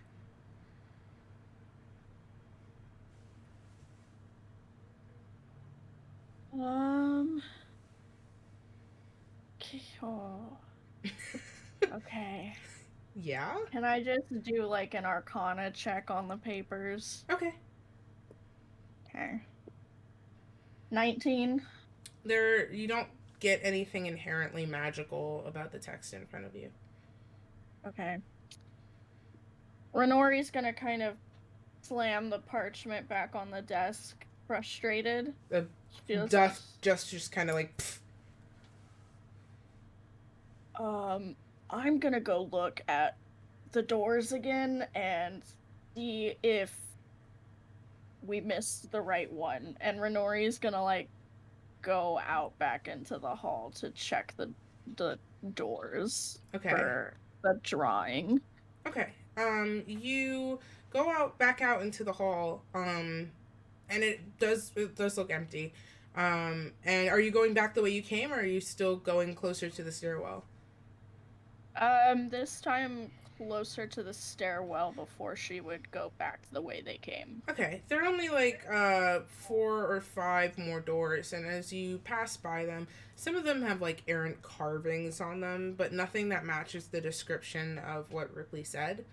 The only one that had any indication of a parchment ever being attached to it was the one that you had looked at. And you like kind of round about to return back to the room, and you run directly into a person. And as you kind of step back and look up, there's an orc looking down at you. He's a little bit on the shorter side from some of the orcs that you've seen around, probably like 6'3". Just very kind of close cropped black hair, wearing a very simple shirt and pauldron situation, and he just kind of looks down at you with his hands in his pockets like, well, look who we caught sneaking around. Not really sneaking, because I'm not really good at that. Hi, what's your name? Interesting for a criminal. My name is Brock. Do we know that Brock is one of Ripley's siblings? I can't remember. You could roll me an intelligence. With mine would remember that Yeah, part oh! of the letter from the mom listed all of their names out. Right! Thank you, Pigeon. That's in the room. Thank you for that. I appreciate Well, I mean, to be fair, you might have told me because my keen mind. So, either you or the pigeon were gonna tell me. I appreciate the pigeon doing it for me. I wrote almost the whole letter verbatim. So. Okay. You're my good friend Ripley's brother. It's nice to meet you. I'm Renori. He shakes your hand. Still with this like slightly confused but very amused face. Just like, I didn't know Ripley had friends. Interesting. She does actually, because she's a fucking amazing person. And I actually think she's here somewhere right now talking to your father. I was wondering, do you know where John is? You kind of like, that's a lot. Hold on a second. We're gonna unpack this. He kind of like, okay, like, before he even Renee has will put, like, her hands, like, on his forearms, like, hey, it's okay. I know I just came at you with a lot. I'm sorry. I kind of tend to do that. Hey, Renori, I don't think he's over here. I don't know where John is. Oh. Okay, he kind of so his face goes from this sort of amused confusion to this dark, simmering anger in seconds upon seeing Tide in this room. What the fuck are you doing in there? Well, we were asked to go look for John and told, like, he what puts his fingers in his mouth and whistles loudly. And you hear a thundering of footsteps. You're all fucking done. And that's where we're gonna end this episode. Thank you for everybody who hung out with us for this episode. I really appreciate it. This was a very fun one. Finally get to see Ripley's homeland. I know Scott just got here. Hi, Scott. Okay. I appreciate you. Thank you for saying hi. We love you. Thank you for everybody who was here this episode. I love ending with everyone in peril. First, Raven's chilling, about to be served. Raven is having such a good time right now, and I love that for her. She's like getting like this attention from this daddy bill, so I think she's okay. Yes, everybody's getting attention from the family now. So what I would like to ask is if you would like to support our amazing players, there are links in the chat now. And you should go and check everybody out because they're amazing. We love them. Especially Jake, because Jake was not with us this episode, but Jake will hopefully be back with us next week because we missed our shadowy rogue very, very, very much. I'm assuming, I just like could imagine Faustus just like constantly sneaking and like just going off. Oh no, Faustus is here. Yeah. Yeah, no, Faustus is here. We just don't see him. Exactly. Yeah. To anybody. Yeah, I know. He's here. He's making his way downtown. Walking fast. Kind of going back to just some of the stuff I talked about at the beginning of the stream. First of all, thank you guys so much for coming out for another episode of Stormborn's Curse. This is very much like our baby, like my baby from all of the development I put into the story, but our baby. Like, it takes all of us to make this special sauce. And I really appreciate it. Scott, you're not late. We're just ending earlier than usual. It's totally fine. I really appreciate you coming by. It makes me really happy. More. Listen. I asked how much we were going to do today. Oh, I'm too sick. I We gotta know. go. I know. Um, Am I absolutely shitting myself now because I'm terrified? Yes. And would it have all scared and horny though? No, Okay, because I can't see Casper right now. Chris is like, yes. So. I also wish Tide would have stayed in the room, but that's fine. Oops. So, first of all, thank you guys for coming out. Just some of the stuff I talked about at the beginning of the stream. It is Black History Month. I don't know if you like, just like throwing that out there. It's Black History Month. And Here's what I found. Siri, literally no one asked you. This is like the second time. Calm down. Cool your jets. So, it's Black History Month. And Siri was just so excited about Black History Month. You know what? I should. Siri said, "I'm an ally." You know. I should calm down. Siri's trying her best. Thank you, bestie. I was like trying to make sure she wasn't going to talk again. So, it is Black History Month, and I hope you're supporting your favorite Black creators and also some new ones on Twitch and also elsewhere. If you're choosing to support me, first of all, thank you. That's like super fantastic, and I like that. That's like cool. If you want to support me in the best way, these are the ways. If you would like to boost Stormborn's curse when we're going live, talk about it. Make your own tweets about it. We have a hashtag. Maybe use it. These are the things that help me most because this is where I put all of my time. I get off of work, I'm doing this. I wake up in the morning, I'm doing this. So it's a labor of love, but a love that I enjoy. And I honestly, the one thing I want is just for more people to experience the magic that we get to make here every week. That's it. If you like what I do and you wanted to tip me for my work, it is never necessary, but always deeply, deeply appreciated. You can find my Ko-Fi link under the Twitch banner thing there, or I think maybe in chat. I also did. Yeah? Oh, is there a dog? Oh, yeah, dog. Oh, that's a baby right there. Oh, that's a baby. Oh my goodness. Bella will be upset if I disturb her from her snoring. Oh, oh, she's so cute though. I also did finally get full access to Throne, and I set up a Throne wish list. That is also never ever necessary, but greatly appreciated if you wanted to check it out. Nothing I need on there is like life saving or urgent. It's just like cool stuff that I could maybe have. And if you're feeling especially generous and you wanted to get something off of that list, Throne allows you to send stuff to me without my information being revealed or yours, which is really, really heckin' cool. I also have a fan house, and I'm going to try and post more on fan house because I'm playing in a lot of D&D games lately, and I have no outlet to talk about these characters besides yelling at Tara and Kristen. So I figured I like it. Oh, thank you. But I should talk to other people. So like. No, you shouldn't. Just us. Okay, that's fair. I'm gonna gatekeep. I'm gatekeeping lists. Guys, I'm shutting down my fan house. I can't talk to anybody anymore.